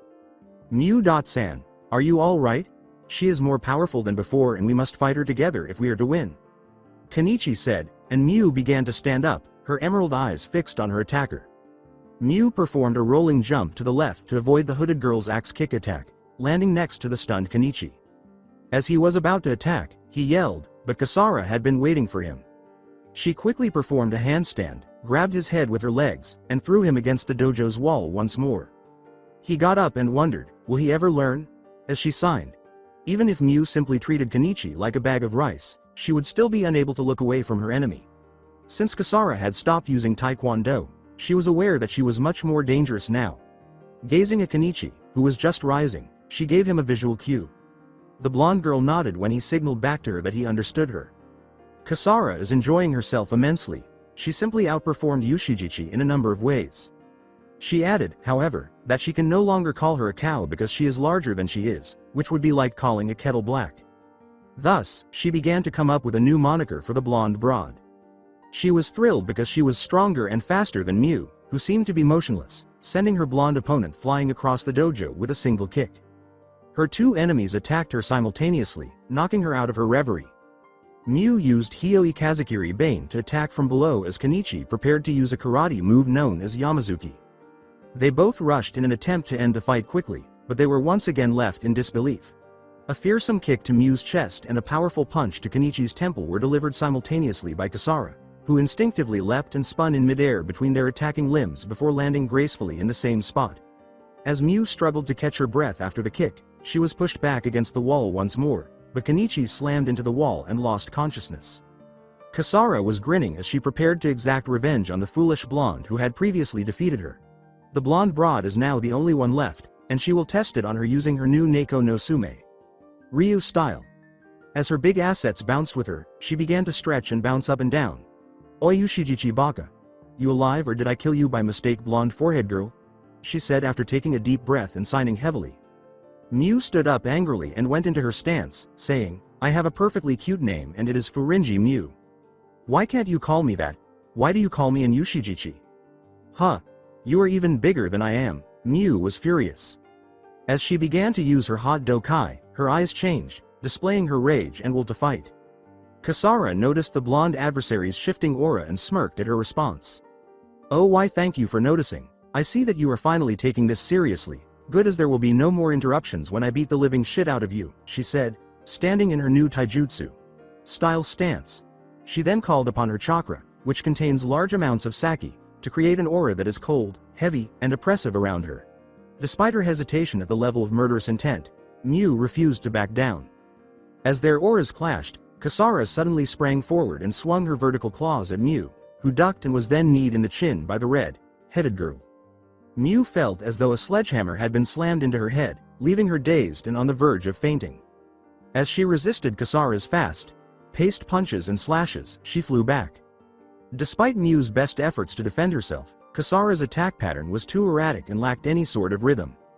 As a result, she was only able to strengthen her defenses while being attacked. When Mew finally had enough and kicked Kasara in the face, the girl jumped back and landed on all fours like a cat.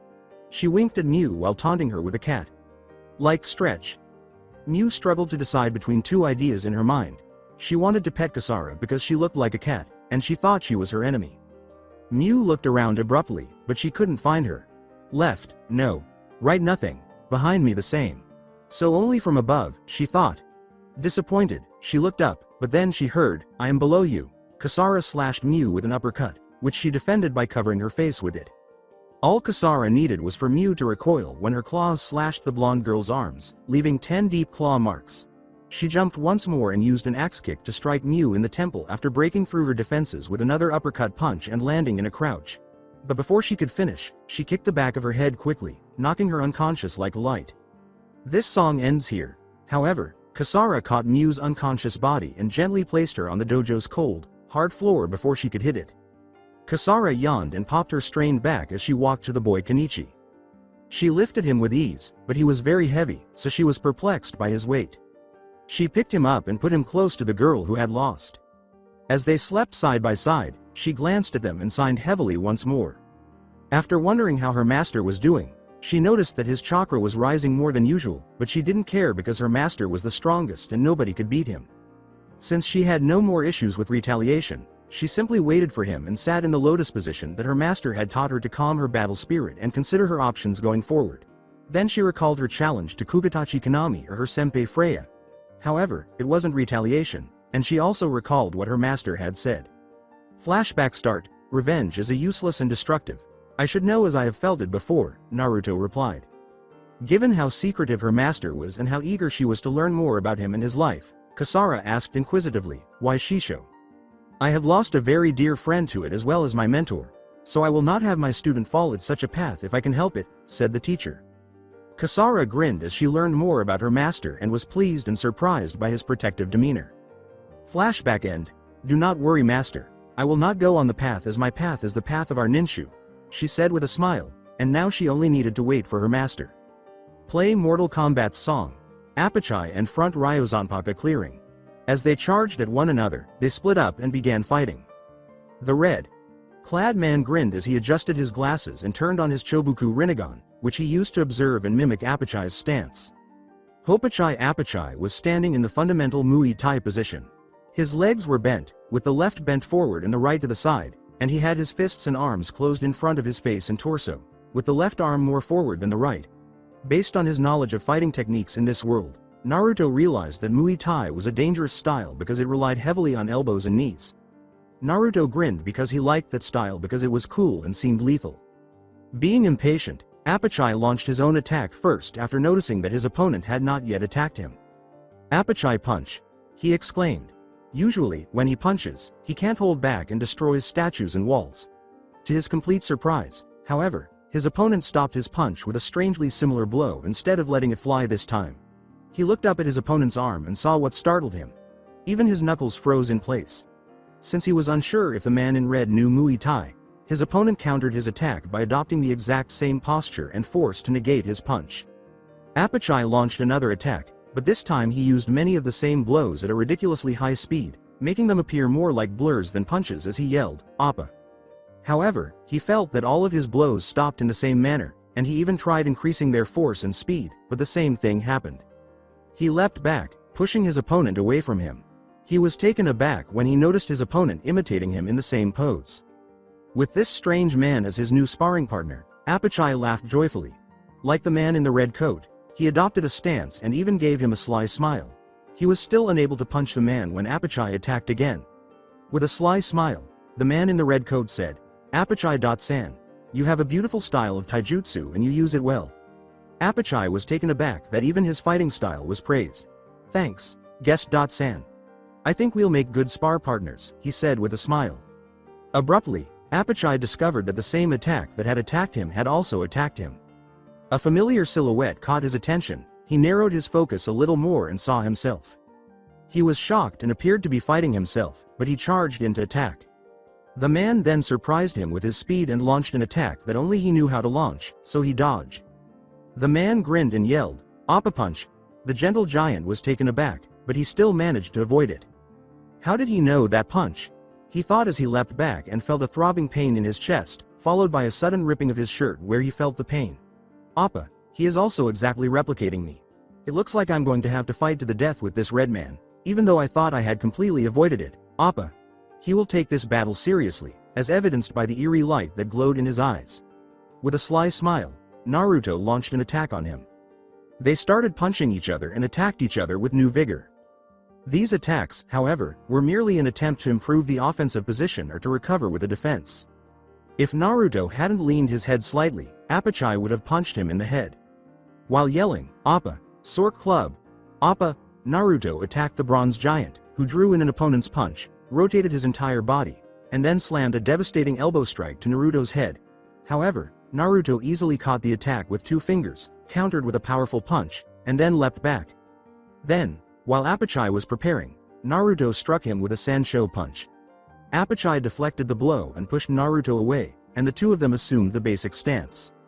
Then, with a sly smile, Naruto assumed a unique stance that Apachai was well familiar with. Apachai grinned as he followed Naruto into the Mui Borin. As they shifted their stances and moved their arms, they began to circle one another. Naruto retaliated by blocking Apachai's sidekick to his kidneys before attacking in turn. He struck Apachai in the ribs, but he also used his arms to block the blow. They kept kicking and punching each other until Apachai yelled, "Appa! Bakwan Sabad Na!" Naruto stopped him with a front kick and then hit Apachai with a straight jab, an uppercut, and a Kradad Te, or jump kick.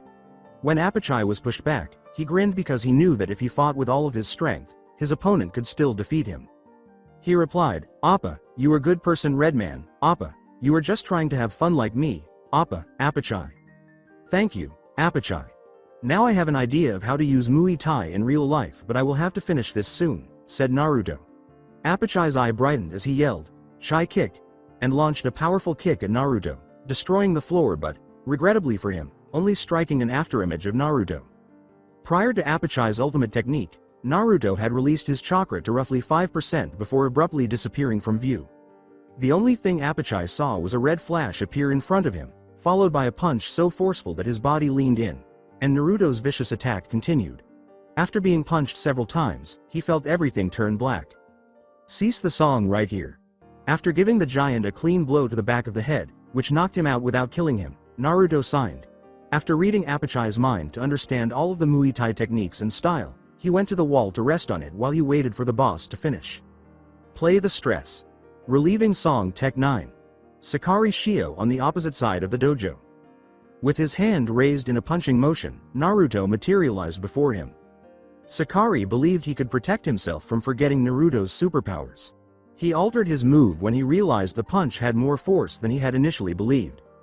Sakari's hand motions caused Naruto's punch to be pushed to the ground, forming a sizable crater. Fortunately, the punch didn't break his hands, even though he thought they had. He looked at his opponent and noticed something strange as he attempted to get rid of the numb, throbbing feeling in his limbs.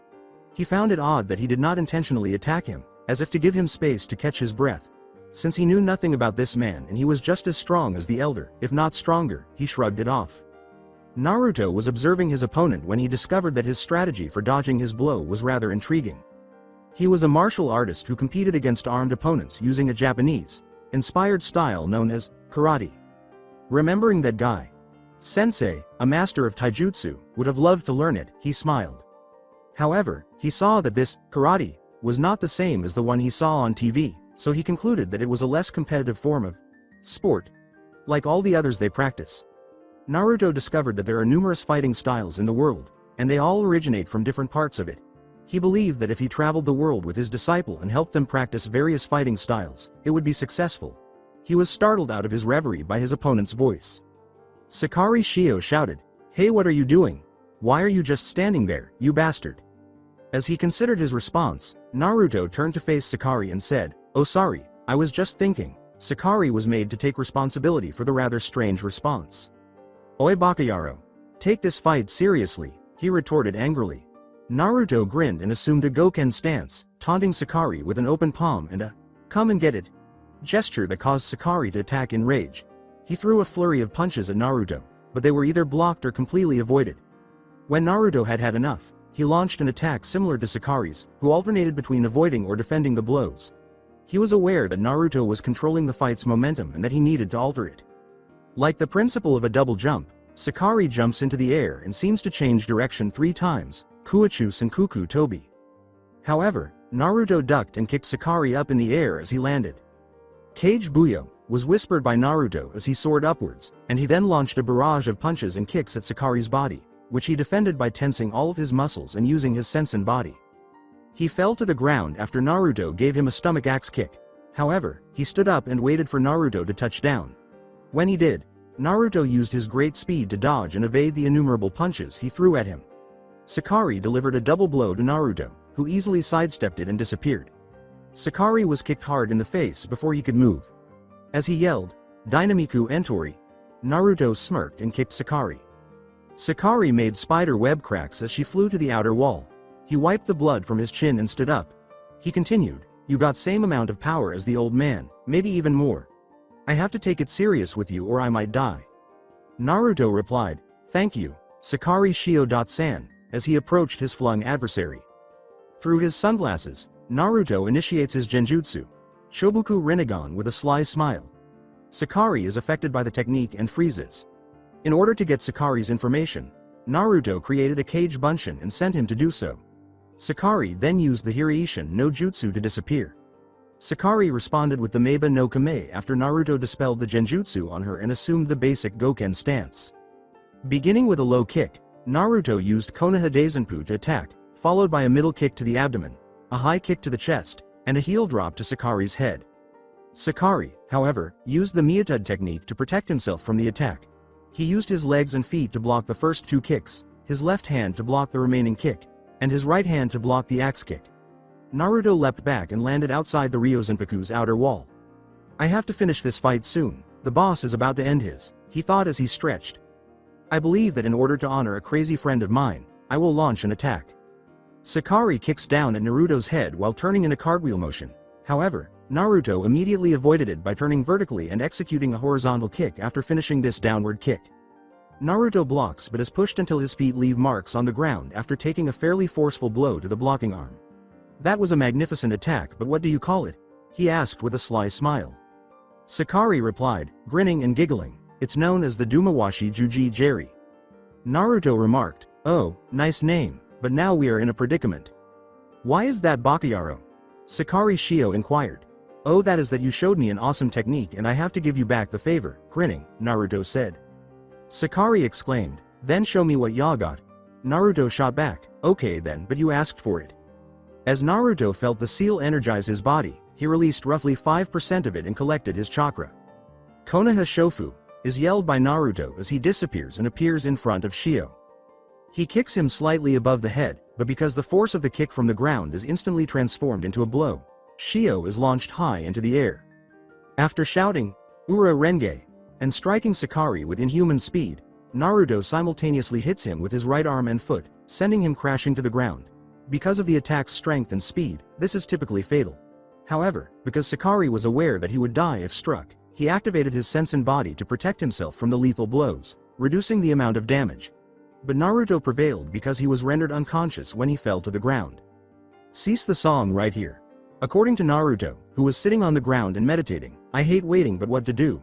The boss was about to finish, so he was going to wait for his order. Insert Hollywood Undead. Undead, uncut, here. The dojo's interior with Kotsuji Ikisame as both fighters prepared in their respective positions, they both disappeared in sudden bursts of speed to begin their battle. With his right hand parallel to his side and his left hand parallel to his neck, Naruto assumed the Juken stance. He was well grounded, his legs bent in a standard stance. Although Ikisame had studied the stance, he had never seen it this way. With its palm open, the left hand faces the opponent, while the right hand parallels the ground and represents the torso. The legs of his opponent were hunched, as though they were going to charge at him. Since this man is an unknown element with an unknown fighting style, he was anxious and unsure of how to start. In a sudden rush of speed, Naruto vanished and emerged in front of the jujitsu practitioner. A couple of inches from his face, Ikisame caught his palm as he thrust a straight palm at the master's head. After that, the user of philosophical jujitsu said, oh, what a powerful palm thrust. If it had hit me it would have knocked my head off of my shoulders. Naruto freed his hand and launched another attack, this time aiming his palm strike at Ikisame's torso. He slammed, but the jujitsu practitioner stopped it by using one of his own to attack the palm thrust. Naruto launched another attack, this time much more quickly, but the outcome was the same. As the jujitsu master continued to block his blows, Naruto grinned slightly and stepped up the frequency and intensity of his attacks. Suddenly, he got past Ikisame's defense, and as time seemed to slow down, Naruto whispered, Tsukuyomi, and activated his Chobuku Rinnegan. Inside the world of Tsukuyomi, opening his eyes, Kotsuji Ikisame saw something incredibly terrifying. All he could see was a blood-red background with an eerie red moon that was illuminating the entire cloudy sky with red light. When Ikisame viewed himself inverted on a gray scale, he was different. The point here is that he attempted to break free after realizing he was tethered to the crucifix. Before him, Naruto materialized as a ghost and uttered the words, Watashi no Sakai, Seishun Sakai to Yami e Yokoso. The brilliant martial artist master remarked, oh, a spiritual world in darkness, so is this a technique of yours, isn't Naruto-san? With a sly smile, Naruto said, of course nothing gets past you, Kotsuji Ikisame, the philosophical jujitsu master. Yes, it is, but I will not tell you anything but its name, which is Tsukuyomi. Since you will not remember any of this, why would I waste time to humor you with that kind of knowledge, huh? He approached the restrained master slowly as he made another valiant attempt to break his bonds, but was unsuccessful. While waiting for his opponent to finish him, he signed a defeat. Ikisame said, okay, can answer me a couple of questions for me before you finish me off? As Naruto reached for his head. Naruto was taken aback, but he chose not to show it because he was not going to kill him anyhow. Are you in any way affiliated with Yami? Whatever your answer is, could you not harm my young and foolish disciple? The master asked after he nodded. Naruto grinned because, despite his impending death, he still showed concern for his disciple, which is a noble quality. Even though he killed him here, the master believes he was telling the truth and that he can be trusted. He responded, "No, I am not with or part of Yami, and I promise you I will not harm your disciple Shirahama Kenichi-kun, and I always keep my promises. Akisame-san." He nodded in acceptance of his fate, but he didn't notice the smirk until he touched Akisame's head, at which point everything turned black. Returning to reality, saying, "Juken. Shote." Naruto hammered the side of Akisame's face and palmed him in the face. Akisame flew to the dojo's wall and slammed into it with force. After wiping the blood from his mouth, he got to his feet and said, "What did you do to me, Naruto-san? My body could have easily blocked that blow." "Oh, so you have noticed? Good. I have slowly messing with you muscles and nerve endings veiled through my attacks as I pressed your Kai and pressure points. That is why your reaction time decreased," replied Naruto. He pressed a couple of Kai points on his arms and realigned his muscles and nerves. "Oh, thank you for telling me, Naruto-san," he said. "I may not be as good with Kai points as my friend Ma Kensai, but I do know how to fix them." Naturally, Naruto was impressed by this man. This man is as intelligent as Shikamaru and has the most information I have ever seen, he thought. Because of his intelligence, he would not be impacted by simple genjutsu, so it was fortunate that I used Tsukuyomi on him. I have also taken his information, which is just as valuable as the elders, and erased the entire jutsu from his memory. If we dispel it anytime soon, the original will be suffering greatly. All I need to do now is watch more of his methods before leaving with everyone else. I will fight you with all I got, Naruto-san. Here I come, Akisame concluded, flexing his arm. As he waited, Naruto grinned and assumed his friend's Juken stance. As he whispered, "Kotsuji Yanagi Higurashi," Akisame sped up and appeared a few feet away from Naruto. He then began to walk around him in a circle before fading into nothing. Naruto grinned as his opponent disappeared and understood that the Juken's weakness was underhanded attacks like those from the blind spot. Ironically, because of their eyes, the Byakugan, the Hyuga clan, does not suffer from that weakness. But he didn't have it because he had the Chobuku Rinnegan, which was even better and more potent. Being the forerunner of the Sandaito Jutsu, it possessed all of their abilities and more, without any of their flaws. Thus, when it is turned on, you can see in all directions, so you don't have any blind spots. As Naruto activated his Chobuku Rinnegan, he fixed his sunglasses and saw Akisame begin to stealthily attack him from behind. The young man whispered clearly, "Juken. Hakesho Kaden," as Akisame was about to grab Naruto and yelled, "Kotsuji Mugen Saisakaki." The startled Akisame was caught in the fast-moving defense and flung again toward the wall, but he righted himself in midair and landed gracefully. He continued, "How? I was sure you could not even feel my presence at all." That's it for today. I hope you guys enjoyed this great story. See you in the next one.